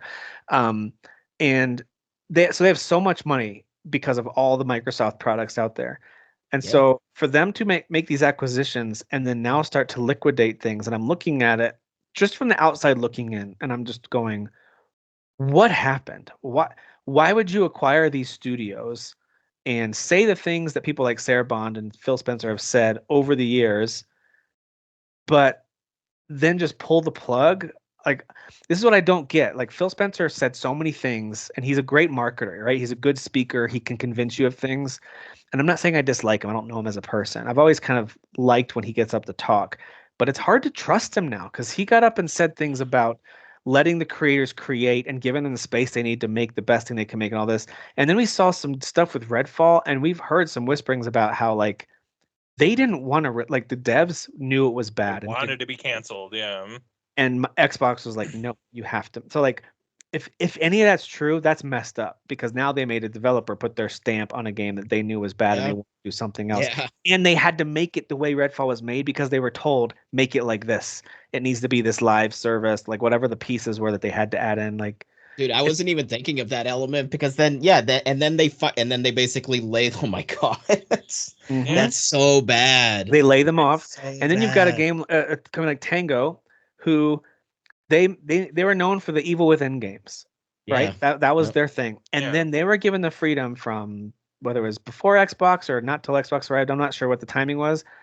Go make the thing that you were like, what's your passion project right now? They're like, we've got this music game. It's colorful, it's animated, it's beautiful. We have this idea. It's a totally different direction for us. Great, go do it. We'll put it on Game Pass so that way you get no sales. And so then they put their game out, and then I don't understand why a company like, or I'm sorry, a development studio like Tango would get closed because their game didn't. Is it because it didn't do well? Is that why? Like, why? How can you track that? You know How what do I you mean? track that? Because How it's do on you track Game a game Pass. that's on Game Pass and was gated away from all other consoles and Well, everything like that, also- only to come and it out had- on those consoles a year later, only to be Yes. shut down 2 weeks after that game came out? Like, it just Yeah. you didn't even give it time. Like, what if It that just game came out on ends the up selling PS5, really right? well? You know, It I'm just not came saying out it's on the gonna. PS5. Yeah. I'm not saying it's gonna sell 48 million copies by any means, but like, what if it sells really well and you just shut down this? It just doesn't make any sense to me. Yeah, That how game many just would it came need to out on sell for everything. them to stay? Does it need to sell 5 million? Because by most accounts, that's an incredibly successful title. Well, and what if you allowed that company to keep on making those levels of games where Right. it's like maybe you could turn one around every year and a year and a half. Yep. Maybe it gets an award every single time it comes out. Maybe you have an award-making studio that just pumps out award-making games like a factory, and you just close them down. Don't you need IP that gets people excited? Like if you announced Hi-Fi Rush 2 or some sort of follow-up, don't you think there'd be momentum behind it? Because this one was Yeah, maybe not big as time. commercially successful, but critically and fan-wise just adored. Like, don't you now have a new IP you can work with? Because at Xbox, boy, do you need some IP to be released that's just on That's your the thing. platform. Yeah, they don't even need IP. They just need to put out games. Games, yeah, right. No, but right. you're right. Like to have another character or at least a brand that was recognizable, especially one that's colorful. You know, like that pops Yeah. so much. You know, anyone would want that in their arsenal. But here they are sitting on things like Perfect Dark and sitting on Fable and sitting on Gears of War and sitting on. Where are all these games? Like, where are they? Like, Dude, what's gonna happen if Avowed comes out and it doesn't hit the mark? if they close Obsidian down, I am.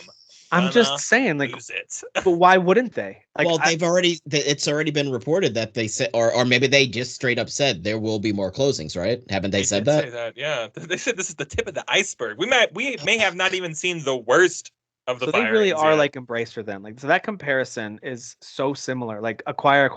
Oh, we overdid it.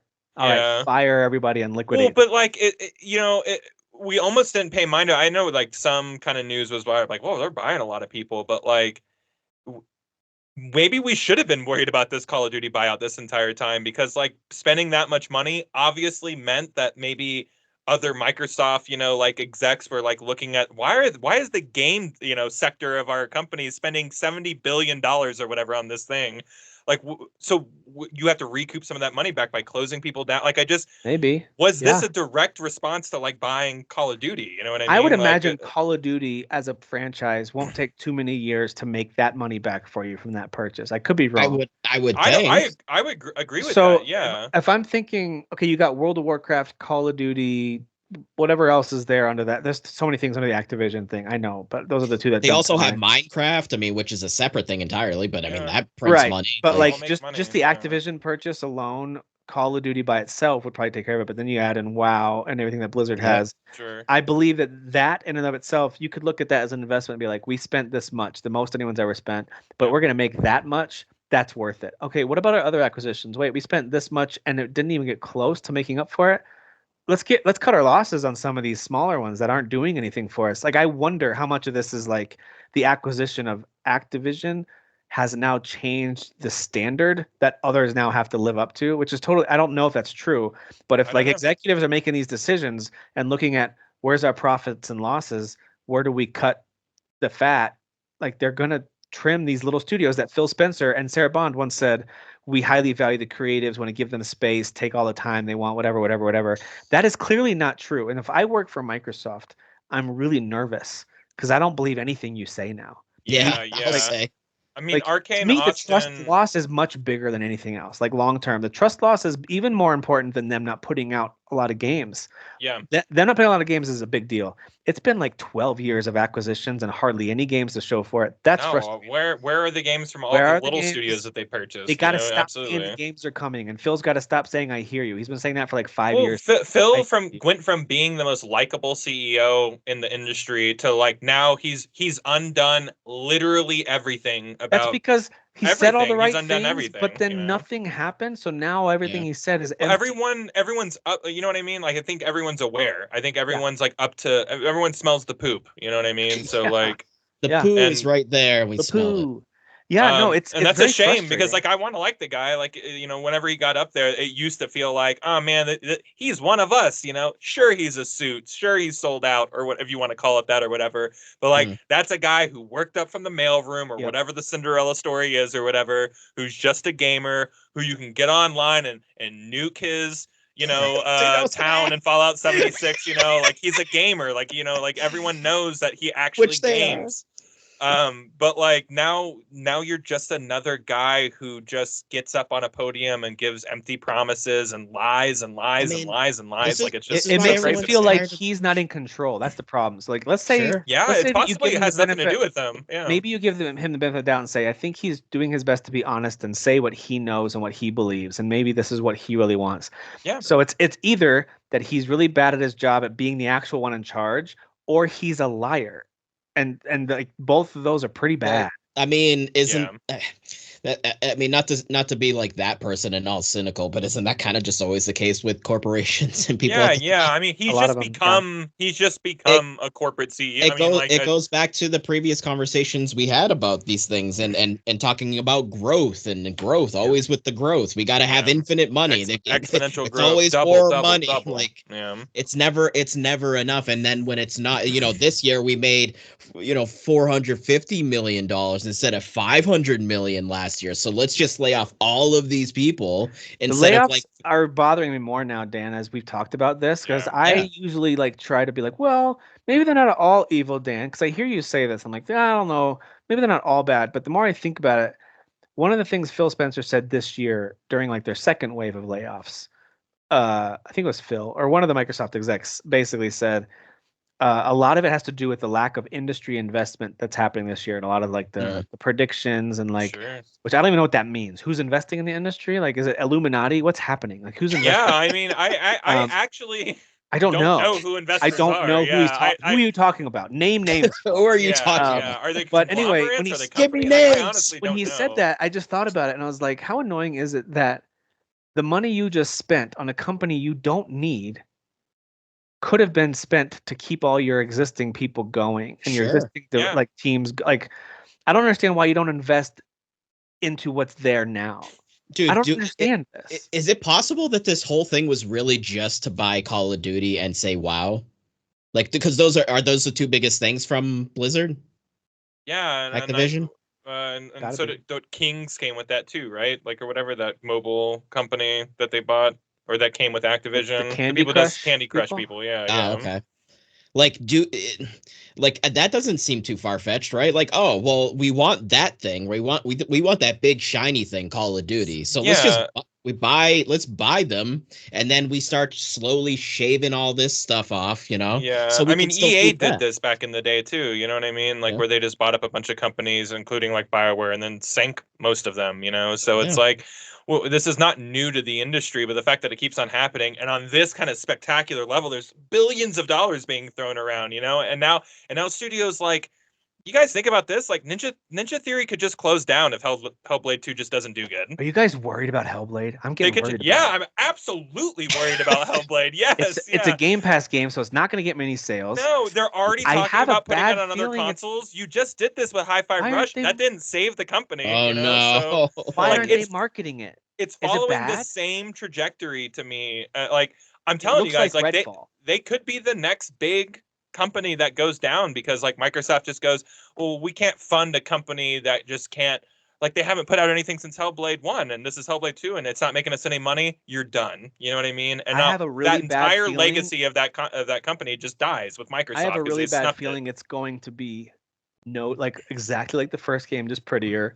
Yeah. And it's going to be like a Redfall situation where everyone's going to go, this is what we waited for 6 years or whatever it Yeah. was since you announced this thing. Like, what? This is Well, okay. that adds the whole, yeah. Then you're adding in the whole element of Game Pass and the profitability element, which obviously that's been talked about back and forth for a while now, and also the I don't know. Again, I don't know if Microsoft has specifically said or it's rumors, but another price increase, because obviously why not just crank up the price even more, because maybe then it's not so profitable. Like, I don't know. It's a mess.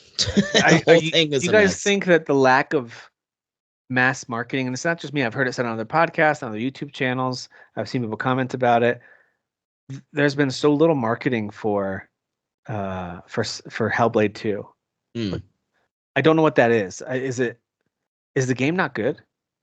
Or is it just I don't know. Well, there's always I'm pretty sure it's known in the industry that they have like the reviewers, right? There's like reviewers in the industry, like they'll actually like review your game at whatever whatever the level it is. I don't know if it's like not fully finished or you whatever. get like test reviews or whatever. Yeah, test reviews. Kind of like they do that with movies, right? You go and you see a movie Focus early. groups and all that. Yeah. Yeah, focus groups and all that. They do that with games. So maybe they've gotten some kind of, maybe they've gotten some stuff where it's like, oh man, this is really pretty, but like, I don't know, this is really slow, and like we should probably do predictions. Maybe we could do it tonight, actually, before I forget, like what we think the open critic score will be, because it comes out in a week and a half. So review scores might come out as early as this week, but probably the next week. So we'll make predictions before we close. But if this game comes out and I know scores aren't the only thing, but it's a huge contributing factor when it comes especially lately. It has to be. If this thing comes out and it's got a 73 on Open Critic, does Ninja Theory survive the year? I don't know, but what does that mean for a Game Pass game? A game not getting good reviews? Like, does people just don't download it? Like, I don't know what it means, because Hi-Fi Rush had an 89 and they got canned. So like maybe the reviews So what don't is that? do anything. If twice the amount of people downloaded that game, would Microsoft go, "Oh, this is worth keeping around"? Like, I want to know what their algorithm is like for success. Yeah. For Game Pass, right? Like, what's the how like, many what's the engagements quantifiable per download, or how many hours need to be played for Microsoft to go, this is a hit? And is Starfield that? Like, I just don't know. I have no idea what they're doing. That's why Game Pass is confusing, because it's like you're just getting this lump sum from the customer for this thing that's just like play all of these games, and it's like, how do you divvy that out for the devs? Like, I mean, obviously there are guess, percentages and yeah, especially when you're an in-house studio, like, you know, because you're not getting paid for that. Like the company that owns you is paying. You know what I mean? So like, again, it all confuses me. It kind of always has. I would love to see figures, even though like looking at a but wall of numbers they never, might make me go they'll never do insane. it. But like, I would love to know like what the, I don't know, the thought is on all that I'm stuff. with you, man. I'm actually I'm doing my best to like see it from the point of view of the people who are making these calls. So I was glancing through this interview that Sarah Bond had with That's what I was mentioning before we started recording. I was like, have either of you Bloomberg. seen? Yeah, the I was Bloomberg reading some of interview. it, and so to this reporter's credit, they actually pointed out to her, "Hey, Tango Gameworks, don't you think that someone who just released a game that's as critically acclaimed as Hi-Fi Rush should have been considered one of the secure teams at Xbox?" And her response is, and this is like the text of it, so maybe the tone helps it a little bit. I don't know, Probably. but it Oh, sounds I heard so it. bad. It's like I heard it. she says, this is her response to that question. What about that company who made an awesome game that everyone loved? Shouldn't they be safe and you like can invest into keeping them safe because they make such good things? And her response is so non-response. It's one of the things I really love about the games industry is its creative art form. It means the situation and what success is for each game is really unique. There's no one size fits all for us. So as we look at each studio, we look at a whole variety of factors, blah, blah, blah. Dude, Wow. that's such a non-answer. And it's Yeah. like Yeah. she keeps saying we're committed to the long-term health of Xbox. What else would help the Are long-term you? health of Xbox Yeah. other than high-quality games being made? Like, what else is there? Dude, this is the new me tinfoil hat. I think it's Call of Duty. I think they really just wanted the like couple of things, the big boy things. They spent all the money. Why does that? Why do you have to step on all the other Why'd they have to give developers to get Bethesda then? there? Leave they could have left Yeah, Bethesda alone. why spend money to buy all these other companies rather than What's the just use biggest that things at money Bethesda to... then? They wanted the big Bethesda things. Maybe they'll start Yeah. shaving off some of the other stuff. Yeah, I mean, yeah, you're collecting Elder Scrolls Elder as a Scrolls brand. You're Online. collecting Fallout as a brand. You're collecting these brands. And you You start know. laying off people, and the teams get smaller, so they focus on less things. Maybe because Bethesda's large, right? They have so many different Yeah. arms. Like you start shaving off some of that other stuff, where then it's just really Fallout and Elder Scrolls that they Right. do. And I understand that like Tango and Bethesda are completely different, but they're in the same camp. And imagine being the people at Bethesda looking at the world loving Fallout right now as a brand, like just being like, boy, we're unstoppable. And then you hear your buddies, down the street who are under your umbrella get fired unceremoniously. Well, while your company, whom they're under, is having a renaissance of fandom. Like it just it's gross. I don't know how to describe it. It's I wouldn't believe anything that my bosses or their bosses say at Microsoft. If I'm a developer there, if I'm on even like a marketing team over there, I'm terrified. I am looking for another job because I can't this is just me. I can't work day to day successfully looking over my shoulder. And can you imagine being, because I'm not a professional creative where I don't make money with things that I create like writing and visually, but the people that do, can you imagine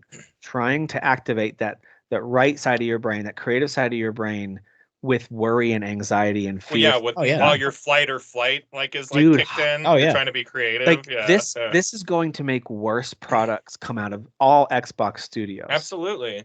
Well, and if I'm not mistaken, the guy who is over at Austin Arcane, I'm pretty sure is the creative lead for what's the first game that they made over at like Arcane proper that everyone loves? Dishonored. Yeah. So you're talking about like the guy who's like the guy, who like who left Arcane proper to like kind of head this studio to kind of help them get off there. And like he's part of the firing. So you just like let that, like that guy's talent is worth nothing to you. Like it's worth nothing. Maybe he gets a new job tomorrow. I don't really know. I don't really know who's getting like shifted over or anything like that, or if that's even happening. But are they getting new jobs? Because like I don't know. Everyone's getting laid off, so where are they gonna go? No one's hiring right now. What do they mean when they say the industry isn't growing? It's time of transition, so these are tough decisions we have to make.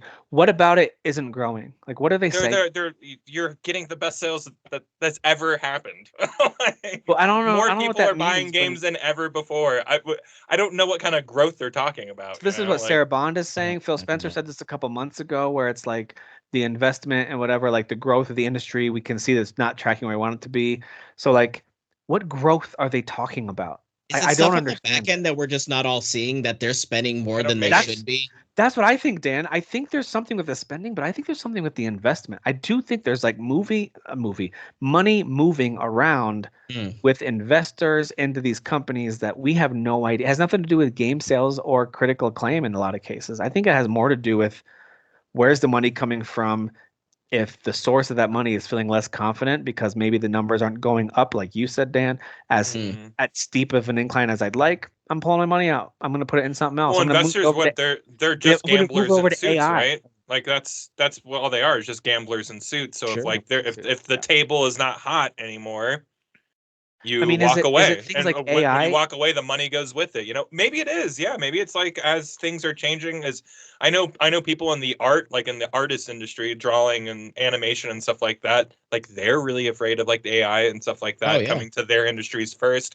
Maybe that's a scare here, but like, are investors that tuned in to where AI is at to be scared, or I don't. Well, they know they probably have the general idea of what AI is, but they don't care about the what's the word?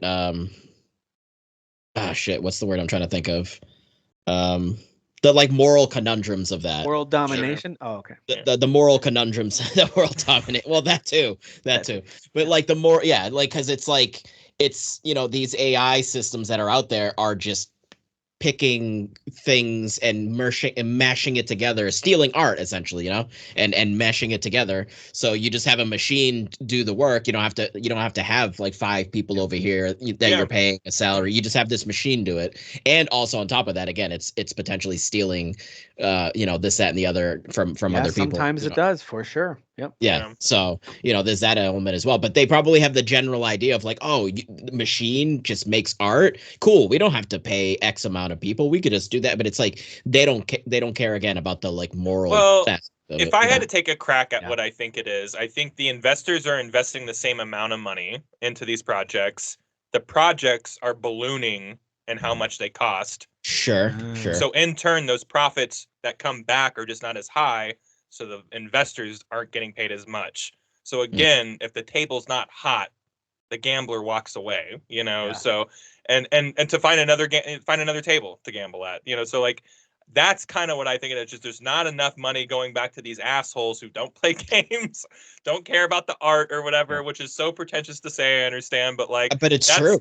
That's where we're at. You know, we have all these like shadowy figures who are just like not getting enough money back. I think, I don't know. I'm not. I mean, I'm not. They are always talking about investors, and I mean that would make, you know, like, you know. So if they don't want to put the money, or they're just not getting, you know, obviously there's profits happening, but it's just not. It's not enough, you know. And it needs to be like Fortnite level of like freaking profit. When games are just getting bigger and crazier, and you need more people on it. I mean, you have companies out there that are 1,000 people deep, you know, making video games. I understand that's multiple teams working on multiple projects and stuff, but like, it's a lot. It's a lot to keep the lights on, I imagine, you know. And who knows?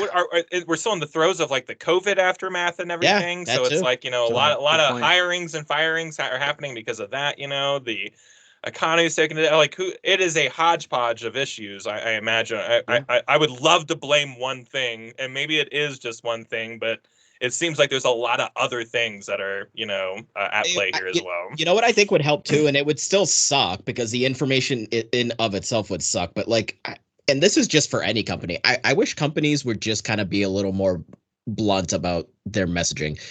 Like, hey, listen, here's the deal. Like, COVID happened and this and that, and like, we're sorry, but like, this is just unfortunate.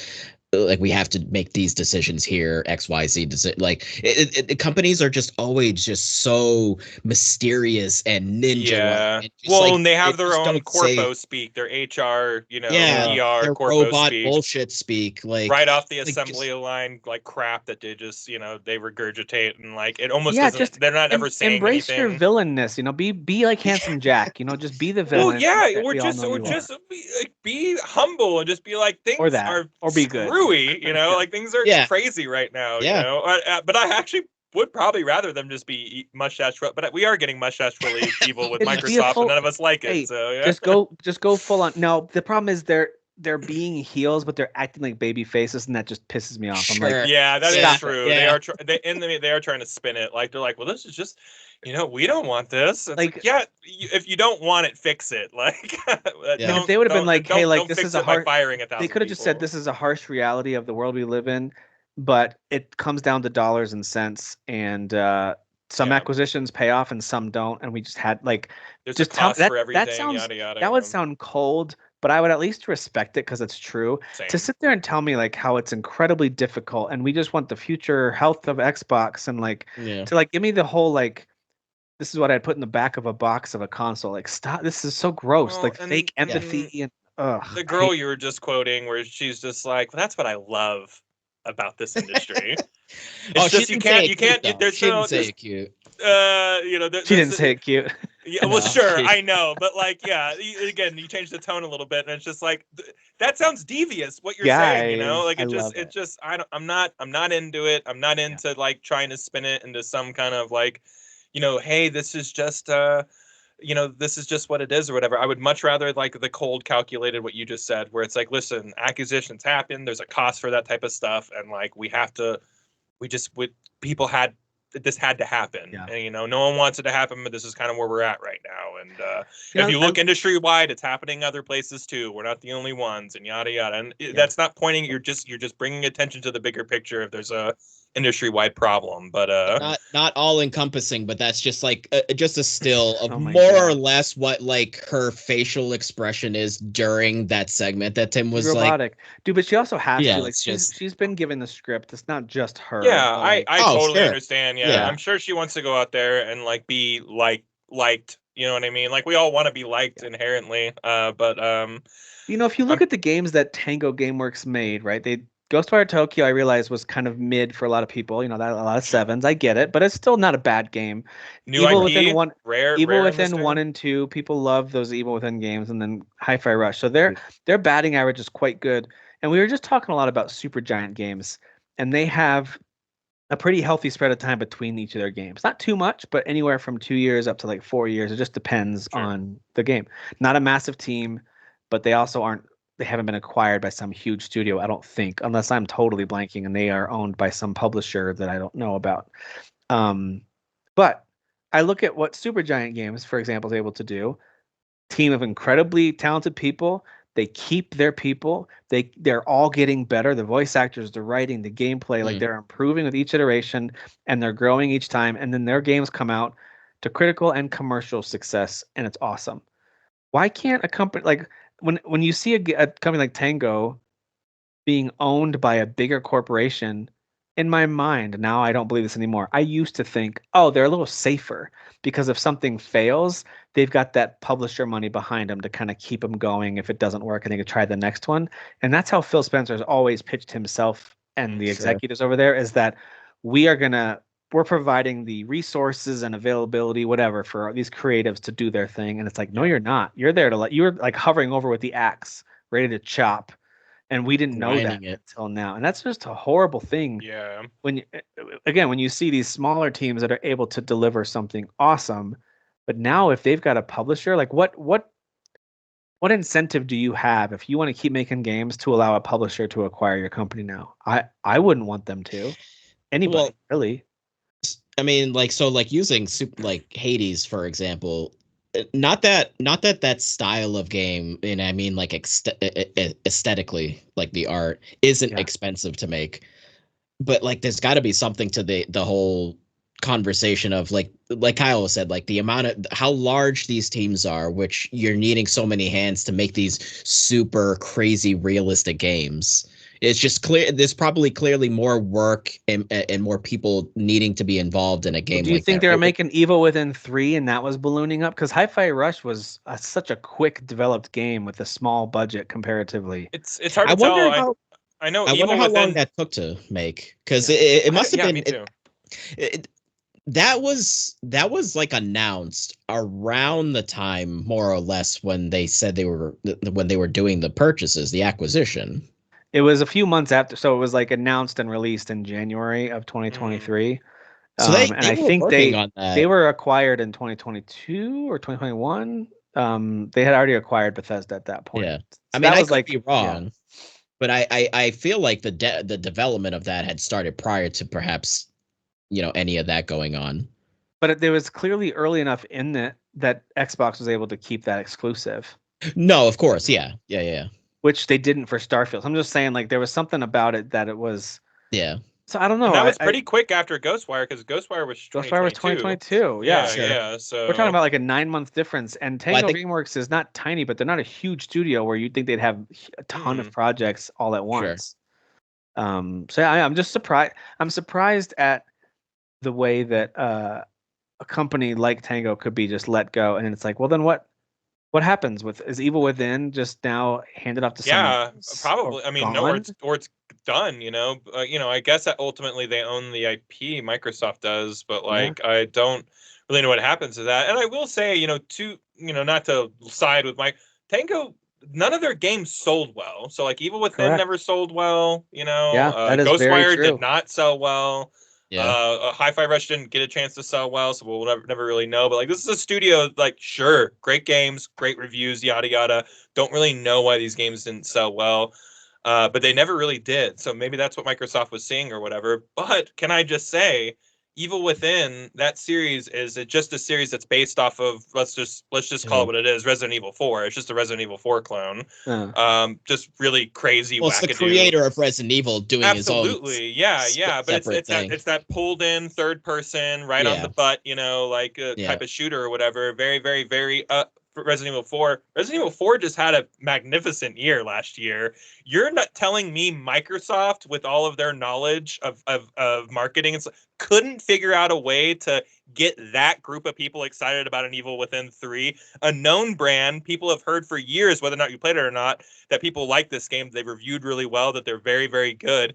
If you like those types of games, you don't think that they couldn't figure out how to sell the hell out of an Evil Within 3? A reveal like doesn't make that sense at to this me. Summer Games Fest would have gotten a standing ovation. Like, people would have been pumped for Evil Within 3. And to be honest, I could see a 3, like, when I finished 2, I was like, I could see them like still having another game in them to do, like, to kind of fully wrap things up. Like, I feel like there was still maybe like a little bit of like a lingering presence there within the story, so like they could go back to it. It wasn't like it was completely resolved. So yeah, I mean, they and I don't know, man. It's crazy to me because like Evil Within 2 is like literally one of my favorite horror games. Like I love the first Dead Space, Resident Evil 2, and then like Evil Within 2 specifically. I mean, the first one's great too, but I don't know. There's something really special to me about the second one, and just the way you explore that weird like town thing that's like in a Matrix type of, like, you go in a bathtub and you're suddenly transported into like this fake world. Yeah, like, and it's just, I don't know, that game is sick, dude. So like it bums me out that game didn't sell well, because that game is pretty exceptional, I think. Even as we're talking about this, and I know this is the one example, right? Tango Gameworks. So they made Evil Within 1 and 2, and then they really kind of went outside of that comfort zone and did Ghostwire Tokyo, and they did Hi-Fi Rush. So they really allowed their creative teams to make what they wanted to make. Like, what's on your mind? What are you dreaming about? Like, what are you envisioning? And let's create that thing. So the only reason I bring that up is, like, if I'm a development studio at Xbox, I'm like, don't do that. Just make sequels. Just make stuff that's comfortable. Just make stuff that will certainly make money. Your Call of Duties, as you've said, Kyle. Just make the stuff that's going to make money. Otherwise, we're screwed. I don't care how creative and great your idea is. It's not going to happen. And I know that's a little bit of a over-dramatized version of it, but it'd be hard not to think that. Like, why would I go out on a limb and create something new? They did it with Ghostwire Tokyo to some success, not as much as they want. I get that. And Hi-Fi Rush to a lot of success, just quality-wise. But yeah, it was on Game Pass. Like, how do you? It's like making a movie and then criticizing it as the executive because it didn't bring in enough box office money, but it released on Netflix. Like, what were you supposed to do? The Roadhouse, the Amazon's Roadhouse. That's your that's Roadhouse is exactly that. Everything what you're just saying. Yeah.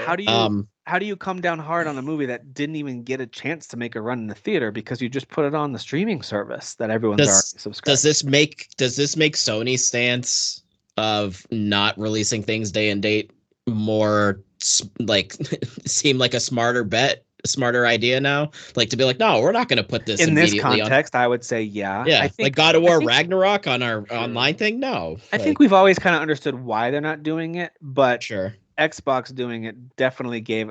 Here's the thing.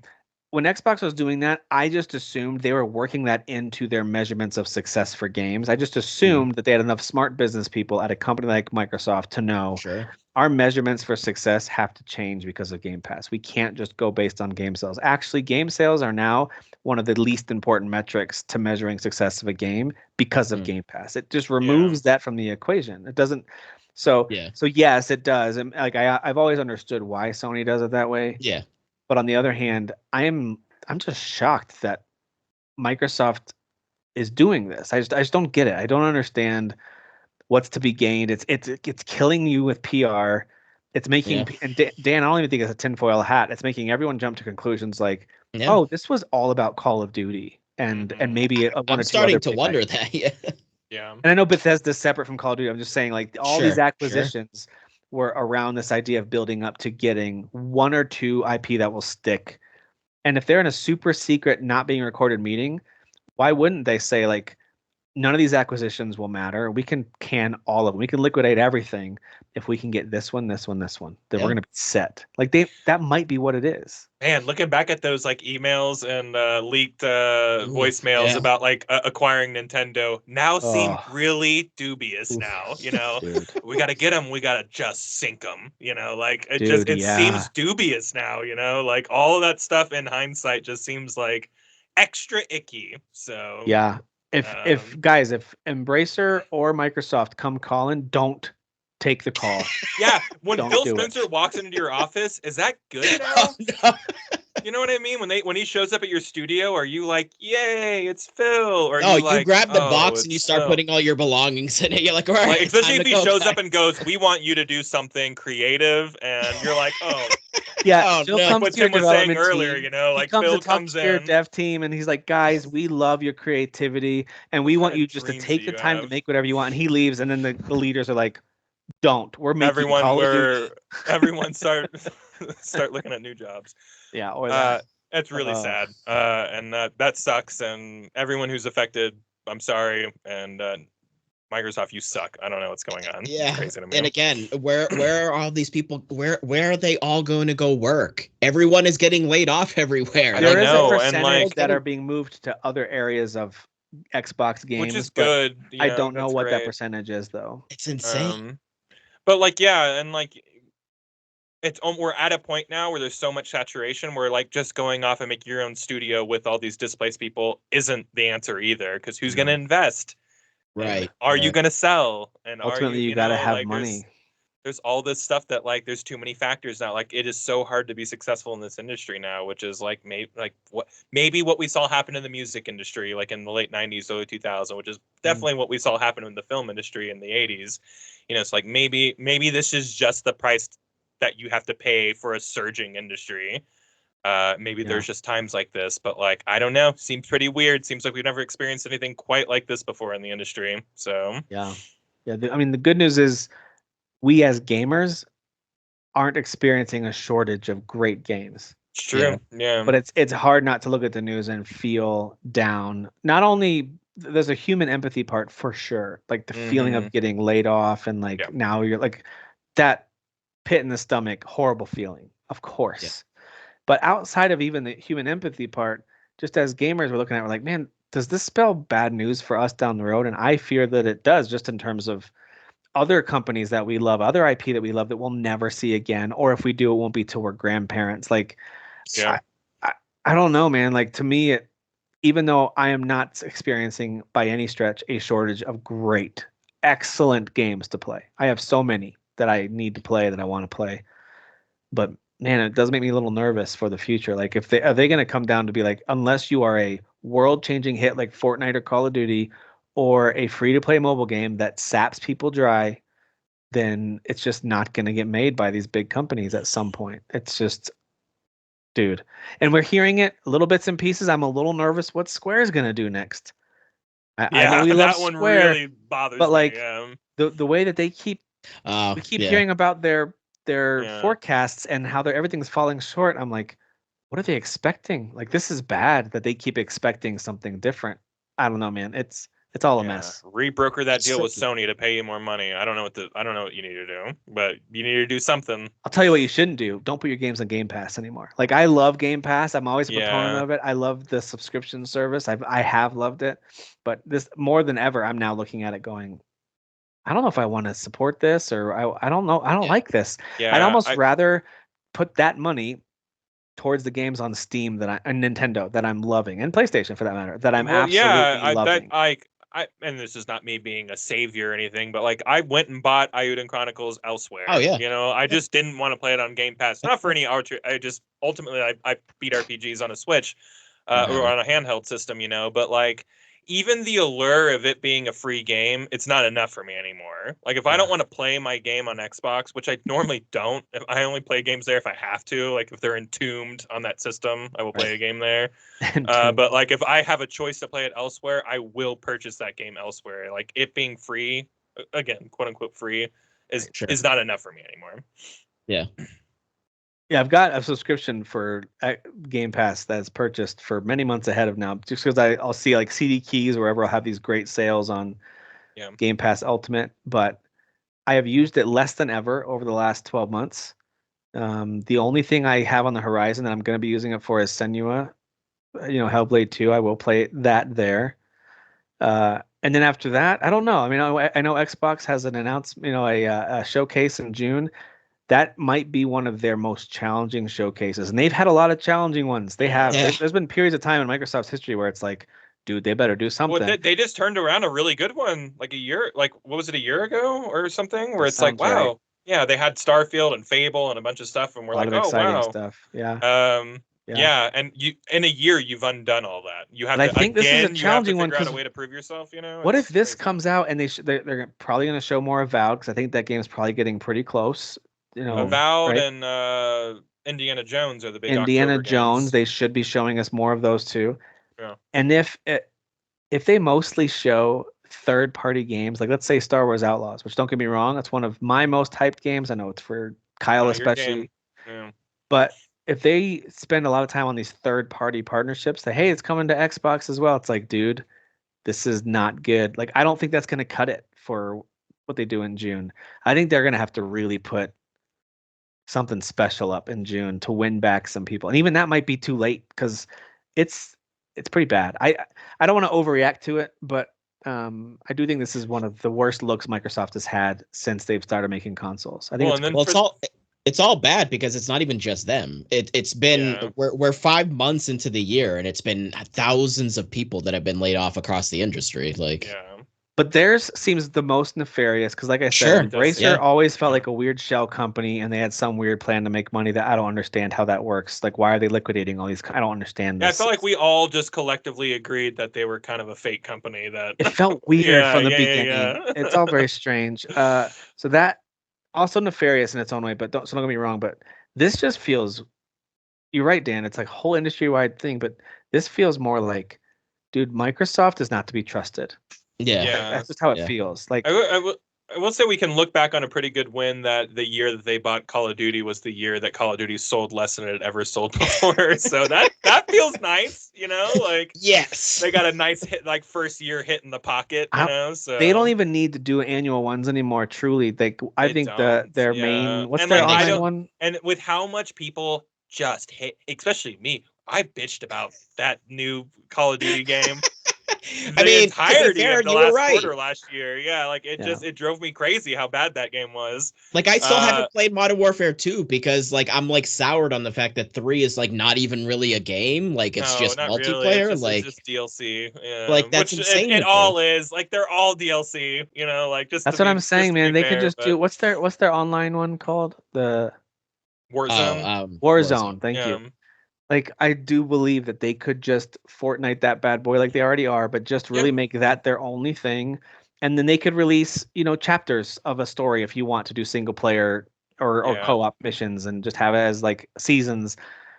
If I'm Xbox, I'm heavily considering that because this idea of like building up to a big game launch for people that mostly played it for multiplayer anyway, just have them all go to Warzone where you can nickel and dime them for the rest of their lives because they're And to go further into that acquisition, Diablo 4 the whole community turned on that game, you know. So it's like maybe forgot about Microsoft saw once they purchased Activision, and they had a really, really, really bad first quarter or whatever with them or whatever. Maybe these had to happen, you know what I mean? Like, because it threw them off their projections and everything like that. And I'm yeah, not but saying this that is weird. justifies It's like you've got multiple kids and one kid's being real bad, so you spank the other one in front of them just to show them. Like, yeah. I don't You all understand this. You all fail as a team, you know. It just feels like the side teams it are does, getting the punishment. yeah, Man. right. And I really don't think the failure of one company should mean the failure of a bunch of others, you know. Not that we condone that is spanking what's at all happening. here, by the way, folks. Sure. Don't spank Yeah, your sure, kids, sure, but- sure. Yeah. Drop kicking your kids is fine, but That's okay. Yeah. Challenge them to a one-on-one duel until they're until they beat you and Yes. usurped you as man of the house. That is See, okay. all right, you guys get it. Yeah. But this is why God, I feel terrible. I can't remember his name right now. CEO of Nintendo that passed away. Why am I forgetting? Iwata, yeah. That's why he was praised, because there was like a year or two there where, like, you know, Nintendo was kind of like not doing as well. And he what was it? It was like, don't give me my bonus, or he took like a pay cut or something. Yeah, he did take a pay cut. That's like, we don't do that here. That's a Japanese business thing. Like, that is not a thing that like, should Western, be everywhere, because that's what it should be. Again, like, you know? Whatever negatives I may have been insinuating about, you know, maybe the Japanese business side of stuff earlier, which I really wasn't. It was more just an observation about like the differences between the nations. There is an honor element to it. Like, this is the good. That's the good side of it. Like, nobody here would ever do that. Can you imagine some guy going, I'm not going to get my new yacht this year, you know? Yeah, that's what I'm saying. Let's pump my yacht money back into getting some developers on this game. Like, that's never going to happen. Phil Spencer and Sarah Bond save by taking a pay cut for the next 6 months, let's say. Like, how many? That's what I mean. This is why I'm so cynical about corporations, because it's like, Phil Spencer is this good guy who grew up in the mailroom type of guy or whatever. Like, you don't need the money, right? Like, you're a humble guy. Maybe you should take a pay cut, you know? But there's always the people that are going to argue, like what we're saying right now. You know, anyone that's listening that's going to like try to play devil's advocate. It's like, well, I mean, why can't they have their millions of dollars? They earn their millions of dollars. It's like, but did they though? Because like, shut up. That's what I have to say. The little guy is, shut you know, like, like the little guy is doing the work, right? Like, I think that's true in some cases with super rich folks. Like, I know, like, for example, your guys that are easy to hate on, your Zuckerbergs, your Elon Musks, and your Jeff Bezos, but they did create the thing. So like, as much as they've become like cartoon villains, I totally get that. Don't get me wrong. But like, they did create the thing. People like Phil Spencer and others in executive roles, they didn't create Xbox or Microsoft. They got that job. And listen, I'm not holding it against them or anyone else that gets paid a lot of money to do what they're doing. That's totally fine. But when you start to lay off entire divisions, because it's like, well, you know, the industry is just struggling. It's like, is it though? Because you're doing fine.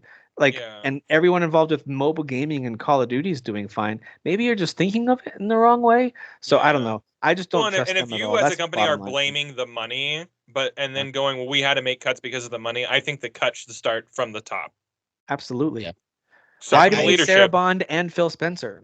Let's just have start one from of the that. top. Yeah, there needs to be cuts. That's just that is just a fact. We have to have cuts right now. Okay, cut the top. I'm not saying fire people, but yeah, I mean, like, they're doing okay.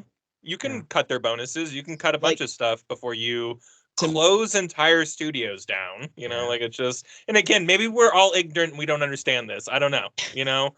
I don't know. I know it costs a lot of money to keep lights on in a big building with a lot of computers and servers and stuff like that. Like, I understand that that's a thing, but like, it just seems. But also too, to me, like, these people at the top are always like, they kind of have like this energy of like, well, we're coming up with the big ideas to make the money, right? It's like, okay, so if you're coming up with the big ideas and that idea fails, why are you not being punished then? Agreed.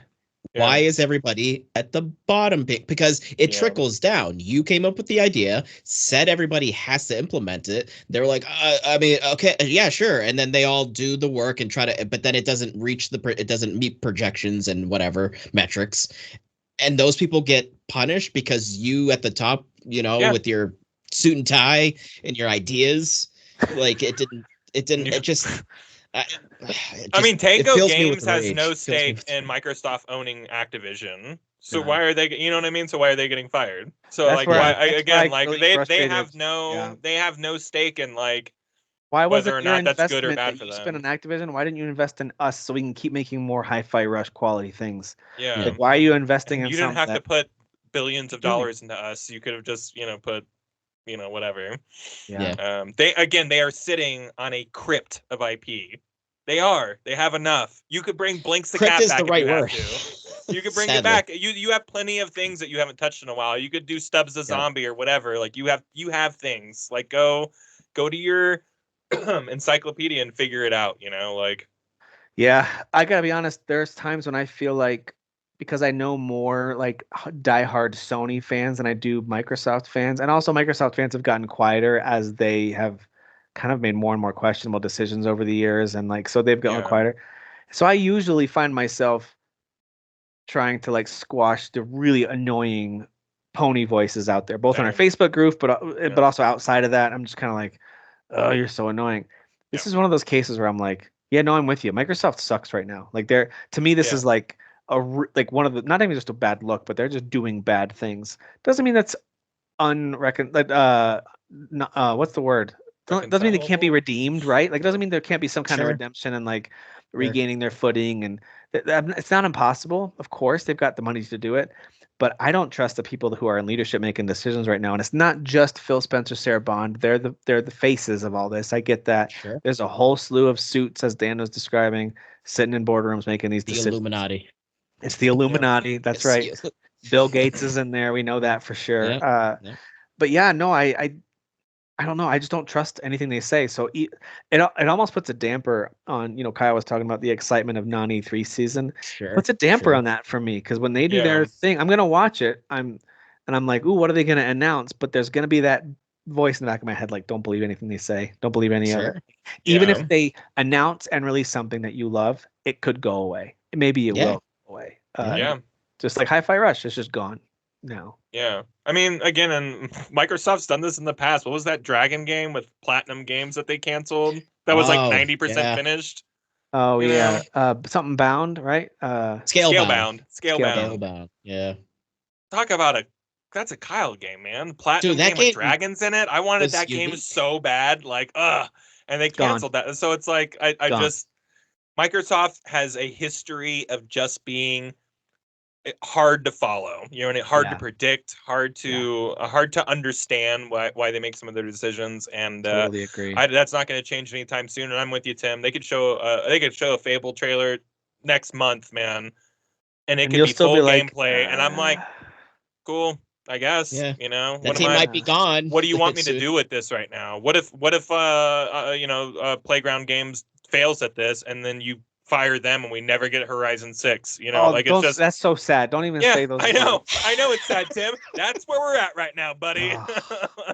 This is the harsh reality of what's we're going all on. living in it. Dude, I can't wait for a Forza Horizon 6. I want to explore a brand new world in a shiny car again. Like I want to do that all over barreling again. down the mountain. Dude, you're Nice.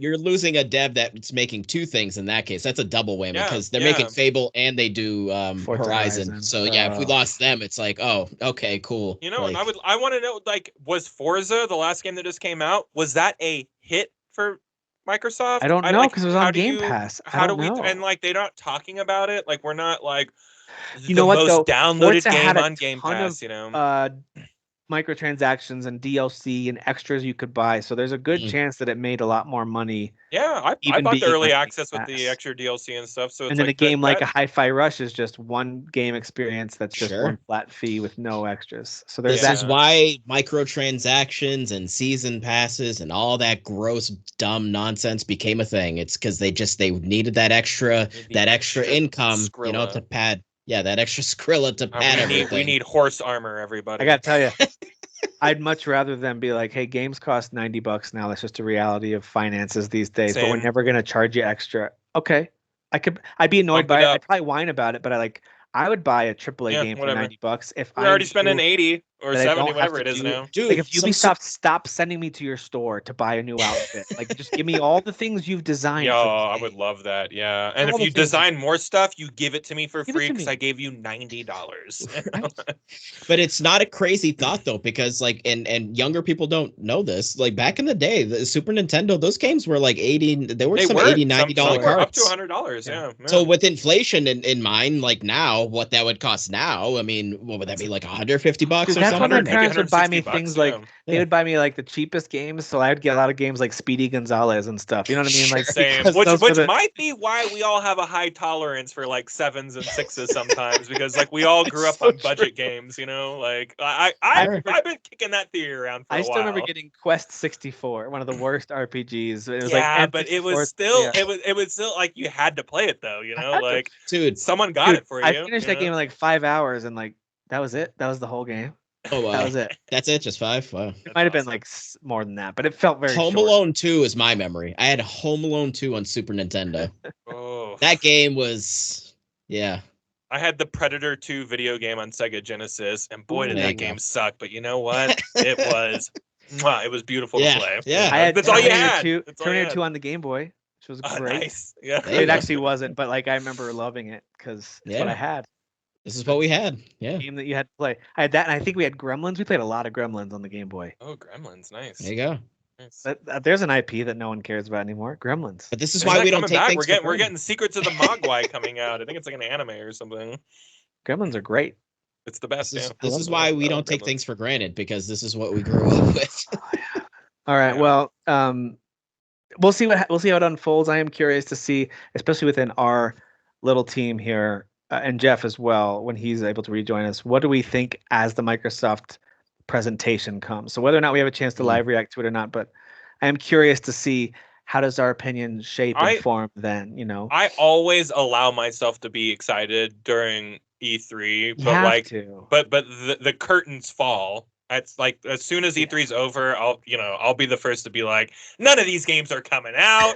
You know, like that's getting delayed. delays for sure, are. you know, yeah, like the curtains will fall at some point. But like, Yeah. yeah, I will allow myself to be excited for whatever they talk about. But like, there will be underlying veils of just like, fuck off. Yeah, Phil for and real. Microsoft. Like like Yeah. how many more years are we gonna get smoke blown up our ass? Remember that like Cajun voodoo game that they announced last year? That was like made by Yes. the I It forget was what like that game is night, called. something with night something. Looks so cool, you know, a lot of Bayou, you know, type of vibes and Yeah, there's stuff like a big that. monster that comes out that the girls. She looks kind of like Antea from the Banishers game. Yeah, go She ahead and looks tell really me cool. more. Tell me more about that game. Nah, just a cinematic Can you? trailer. Can either of y'all tell me more about that game that we heard about a year ago? It's not Oh, happening. I can don't tell know. you I that. can't even remember. What I do you can't mean they're remember the not game. marketing things that Yeah. they announced a year ago? Wow, that's something. Yeah. Dude, what Can't wait if for This another is year why of that. games shouldn't get announced so early. You know. that's true? Hey, what if this thing in June is basically like a couple of basic Xbox updates, like a couple of those sports games that are from EA, and then maybe Forza Horizon 6 even gets teased for 2025 or something, right?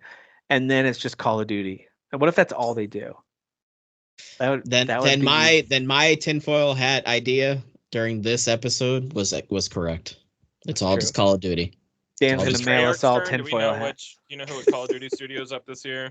Does I anybody? don't know. Oh, I have Which no. Treyarch? Yeah. How to take against a Treyarch? Hey, Tango's free if they want to have them. No, Oof. they're gone. Jeez. Yeah. All right. Well, listen, that went longer than I expected, but it was good conversation. I don't have any like. Here's what else I'm playing and watching because I already talked about Hades and V Rising and stuff like that. So that's all of mine. Do you guys have, just for the sake of brevity as well, one or two like here's something I'm really liking right now, like older stuff? And if it's more than one or two, that's fine. Just but something positive to say after all. let's scoop it back up to the Okay. happiness. Yeah, it was right back up. Yeah. Either one of you, if there's something else that you're playing that you want to highlight. I'm still in the middle of a. So actually, last night, I streamed for the first time in a while because I basically like in a bit of a hiatus there, helping my wife and dealing with all of that. He's back, So yeah, folks. streamed last night. I Yeah. did some Fallout 4, so that was cool. And then Nice.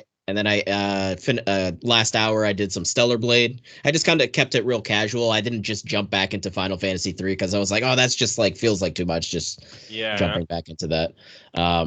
So that was cool. Fallout 4 is, I don't know, for me, like after finishing the stream and then this morning I was like thinking about it, and I don't know if I just didn't like approach it the right way, but because I was just kind of like fast traveling around and stuff, but like that game probably wasn't super fun to watch me play, because you could just be walking in a direction and not really like much is happening, right?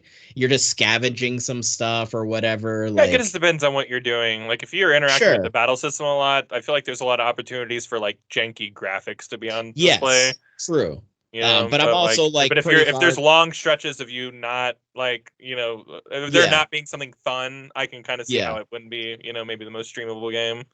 But I also am like in this playthrough, so I'm now in this playthrough, including my my previous playthrough, I'm like 50 hours into this one, Kyle. So like if you include the 110 before, I've put in like 160 hours into Fallout 4. Nice. So I got a lot of like good weapons and stuff. So like I kill things pretty quickly, So that's, but you go into the VAT system and you just pop somebody in the head. That's always a good time. That's always a good time. Yeah, my build is all pistols, all VATs, all luck. So no matter what, I am gonna hit that head, and I'm using Kellogg's revolver, and it just explodes people's heads. That's all it does. Nice. Love that game. Oh, it's so fun. That's all I'm still having a great time. Still, I just like. Are you still playing that too, Kyle? Yeah, I'm just loving it. I was just playing it right before we started recording, and I'm at the pretty much at the end of the story, and I'm just like pounding around doing side quests right now. And boy, that game is so funny. There's just so many funny things in it, and I feel very powerful where I'm at. 'Cause I'm like 38 hours into my playthrough, so I'm not too far behind you, Dan. Guys, enjoy it because there's no more Fallout games happening. Microsoft can't. No, because when Elder Scrolls 6 comes out and everyone's like, it's gonna get canceled and we're never gonna see Bethesda games ever again. So I'm just saying, have fun now. That's all I'm saying. Okay, I'm not saying anything else. I'm trying. It's now a TV show only. Sorry, everybody. Enjoy it. Yeah. Honestly, that wouldn't be the worst thing in the world, but I mean, as long as it keeps going. Yeah. I kind of also forgot, Kyle, that your companion can also wear power armor. I completely forgot about that. Yeah. If you have a surplus of fusion cells, that is not a bad way to go. Yeah, because I was doing a side quest and I came across a power armor in a basement, and then some dudes like came out of the woodwork and I was like, oh shit! So I started shooting at them, and then freaking Nick Valentine over there just comes stomping in that power armor. I was like, oh shit! Like I was like shooting at him, thinking it was I was like, oh no, it's Nick. It's Nick Valentine. That's awesome. Good job, Nick. Yeah. So he just hopped right in there. He's like, I'll take care of business. So that was pretty funny. That's awesome. But that's a cool little thing that I realized. But yeah, I mean, that game's super fun. Stellar Blade is a fun surprise, because I remember initially when they first showed that game thinking like, oh, this looks really cool, and it's all like anime and Japanese, and this looks awesome. It's not Japanese, it's Korean, but you know what I mean. Racist. And then it's all the same, right? It's all the same. And then because Korea has been animating Japanese anime for longer than Japan at this point now. So. Then there you go. I am correct. And then I played the demo and I was like, oh, I don't know. There's like kind of like that Souls weightiness to it. But like the vibe is cool, and like the game is pretty, and the music is really awesome.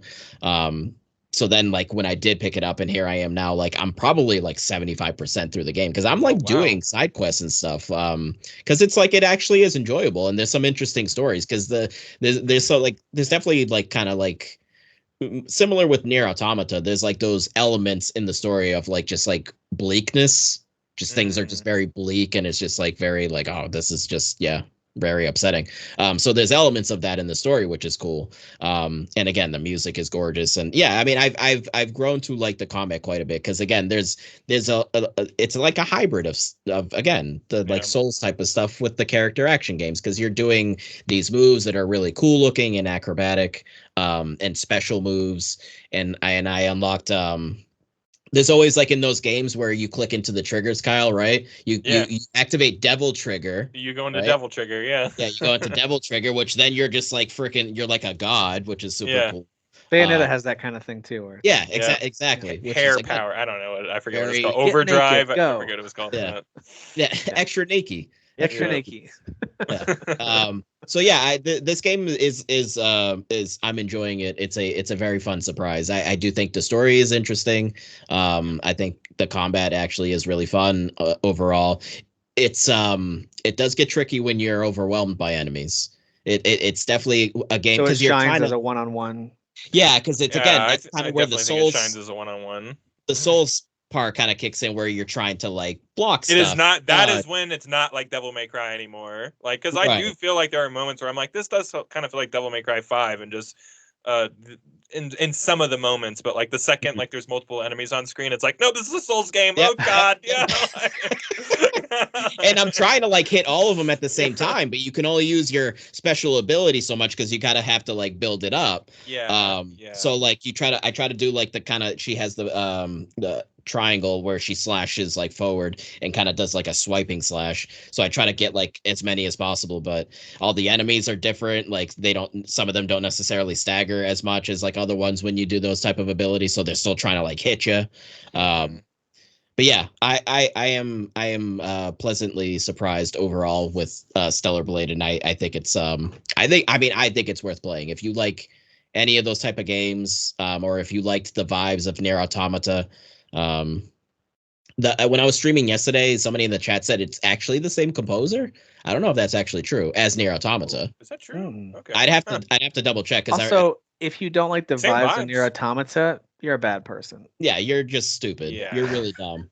You're Right. incredibly dumb. That game is like It's a masterpiece. yeah, it's just unbelievable. I mean, the way that they approach like the multiple playthroughs is like it's like wait a minute, I have to play it again, but it's like trust me, like it's worth it. Like you No, it becomes really apparent very quickly. I'm like, well, I'm doing more than just replaying the story, right? Especially the Right. third time around with the third girl. You're like, oh, this Yeah. is like it's completely just different. the second time feels that way, right? You're like wait a minute. Yeah. Yeah. But even the way that the boy interacts with the world, with the hacking and stuff, Hmm. like it just like even the boss fights were different by that point. Yeah. And Yeah. Yeah, I agree. I'm still playing Stellar Blade as well, and I'm not near as far into it as you are, but like I'm liking it, and I find like the parry system generous. That's nice. Not too tough. It's like not easy, but Yeah, like yeah. the second you get it, and there's a lot of tells and there's a lot of glowing, like I know when I need to hit forward and circle to like do the zip around, to get around them. Like it's just like there's a lot there's the game, the language and communication of the game is very pleasant to the player, and I feel like it creates nice. an easier way to like, whereas like parrying in like any Souls game for me, I'm just like, I don't know when you want me to hit it. Okay, I don't know like I'm not sure where it is. I'm not sure I'm where the bad line is at or whatever. parrying in the Souls games too. It's very, very, very hard for me. But like in this one, it feels a little more like arcadey's not the right word. Generous, I think, is the right word. So I am enjoying that, and yeah, I think the music's incredible. If it's the same composer as the Nier guy, like that, that totally makes sense to me because they are very similar. Yeah. And yeah, I'm liking the world too. I think it's fun, and the graphics are incredible to me. I think it's such a sharp looking game for a studio that made like mobile games before this. So. Yeah. So, and also, speaking of idiots, any of you that were complaining about, the censorship and all that, it's like stop being stupid. Just play the game. The game has more substance. Your games have been censored here in America since the beginning of video games. Welcome to video games. Sorry, it's been going on forever. Don't know what to tell you. y'all, we could be Australia where we just don't get video games. Sure. Here. Is that what you want? Yeah, exactly. What you want? And they're more expensive. I don't know what to tell you. But yeah, this game has substance there. So like, how about pay attention to the substance instead of worrying about her hoo-ha, being a little more exposed. The cleave? I don't, it doesn't matter, man. It's a great game. Like, just play the game. Like, stop being weird. So, but that's basically the. I swear there was something I wanted to mention about watching. Oh no, actually, my wife and I finished our time at Time at Sandrock. Our Time at Sandrock. Oh, fun. Which is a sequel to Portia. Time at Portia. Nice little farming sim game. Oh, okay. Yeah, and that one's they're unique because there's like more of an emphasis of like building stuff, which is really cool. And the game is like cartoony looking, but it kind of has like a Fallout vibe to it, where it's like like a post-apocalyptic like some kind of thing happened where like pretty much like the human race was like on the verge of extinction. The day of calamity or darkness is something they call it in the game. But obviously, the humans persevered. So here we are, like much further in the future. There's like ruins, which is like just all the buildings and skyscrapers and like people when they existed. But yeah, it's a fun game. It's got jank to it. So whether you I find remember my time at Porsche was janky, a little right? janky when I played it. Yeah. There's jank here. It's better. It's definitely they've smoothed out the edges more compared to Porsche. Okay. And the story, it's a pretty long game. We've been playing it for over a month, and we play it almost every day. Yeah, often. Yeah. So it's a pretty lengthy game, and there's actually some interesting story elements that happen. There was some cool kind of like twists and turns there. Nice. So if you're just games like that from those smaller teams that have a nice adventure and new lore and world, like they're appealing to me, but I've just had bad experiences on the technical side. Like I really wanted to play in like that game Pine. I don't know if you guys remember this game Pine. It came out a couple years ago. That sounds familiar. But it was such a technical mess. I couldn't even enjoy it. But it was this cool little like exploration game with some action and stuff. But man, it's just a technical mess, But, yeah. It's it does that sort of thing when like a cutscene's gonna start and it kind of like blips a little bit, and then like the environment is there of what the scene's gonna be, but the characters like take like 2-3 seconds to like load in. Oh yeah, you know what I mean, like kind of stuff like that. So just like kind of weird like transitions of like where and that was like a carryover from Porsche. So it's like, come on guys, can you figure this out, please? Like, can you like smooth that out, please? But yeah, I think if you're into like these farm sim type of games or like building and stuff like that, I think it's actually worth checking out. And much like you were mentioning with the worlds, that them building out these worlds, it's very connected to Porsche. I think it's actually taking place at the same time as Porsche, because they actually reference Porsche a lot, and the builder, they talk about the builder at Porsche, which is you when you were playing Porsche. So and then there's like this like faction like up north that are essentially Nazis. Spoiler alert, they're essentially Nazis. So there's kind of that whole element in there, which is crazy. They're called and the next game is My Time with the Nazis. That's the next game. Yes, it's gonna sell great. It's gonna My Time in Berlin. Yeah. So yeah, that'll be the next one will be interesting, because I have a feeling it'll probably take place in a city that's like on the border of them, and there's probably going to be some conflict there. So nice. That'll be interesting. But yeah, I think that's about it for me. Kyle, you playing some Fallout 4? Anything else before you wrap up? Fallout 4, Stellar Blade, I chimed in on. I'm still playing Iuden Chronicles. That's a good time. Perfect on the Switch. Yeah, it runs a little like dog water a little bit, but it plays. It's totally fine. So I've heard there's a lot of slowdown, especially when lots of it just slows down a little bit of load in. Not a big deal. Stuff that like I would assume would be on a handheld version of a game. A little bit, hopefully. It could optimize a little bit, but like I'm not. It's a playable game. Like people were painting this as like a completely unplayable like piece of garbage, and I'm like, I don't know. Maybe it was like that before a couple updates. Maybe, I don't know. I got a couple updates in, so yeah. I don't know. Yeah, I'm having a good time. I'll definitely be sticking with that one. Who knows if I'll beat it? If it's a 100-hour game, who knows? But I would love to see it through if I can. It's been out for a week now. Or a couple weeks now. I want to see how many people have beaten it. Let's see. Aiden. Yeah, what's the data? I mean, stats. Over 40 hours for main story. Okay, yeah, that's not bad. A short game. About 60 for main plus extra. It's not 100 though, so that's good. Sure. Even the completionist, people are saying it's under 80. So I jumped back into Dragon's Dogma for a bit, and I am lost in a cavern maze on my way to some volcano to save some girl, and it is so. I love that game so much. It makes me crazy. I've been lost in this cave for like a few play sessions now, and I'm like, I don't know if I'll ever get out of here. I don't know if I care. I'm just loving it so much. You live there now. That's where you live. Yeah, I live here now. Yeah, but I know when I get out on the other side of that cave to continue my journey, I'm gonna be like, I'm gonna be filled with so much glee. So having such a good time with that game, but it's not my main course right now. It's just something I dip into an hour here and there. And then the last thing, because I'm getting a new chair because of the new digs and everything like that, I knew I was going to be in front of my computer more. Mass Effect Legendary Edition was on sale on Steam for like $5. Yeah. Wow, This is $5. stupid. That's stupid. Bought that just to have it on my laptop. It plays okay on the deck, but it's also like meaty. This is more of if I'm at my computer, I'll play that every once in a while when I have a moment. And with that, I had the Saboteur, but it wasn't playing well on the deck. Now that I'm back on my computer, I downloaded that. I'll be playing that a little bit. That's a fun flashback. And then the same thing with Red Faction Armageddon. Yeah, and you're doesn't fighting really the play Nazis and the Soviets. Look at you. Doesn't play too well on the deck, but it plays really well on the laptop. So I'll be playing that too. So I'm excited to get a chair that's supposed to be here today that I'm supposed to be sitting in right now, so I can sit here and actually play games instead of trying to play everything on my deck. So I get it. Yeah, I get it. Nice. That's it for me. All right. Well, I think that wraps us up for episode 219. Thank you guys for hanging out. Thanks for watching. Thank you to my kids for participating in that game earlier. That was fun.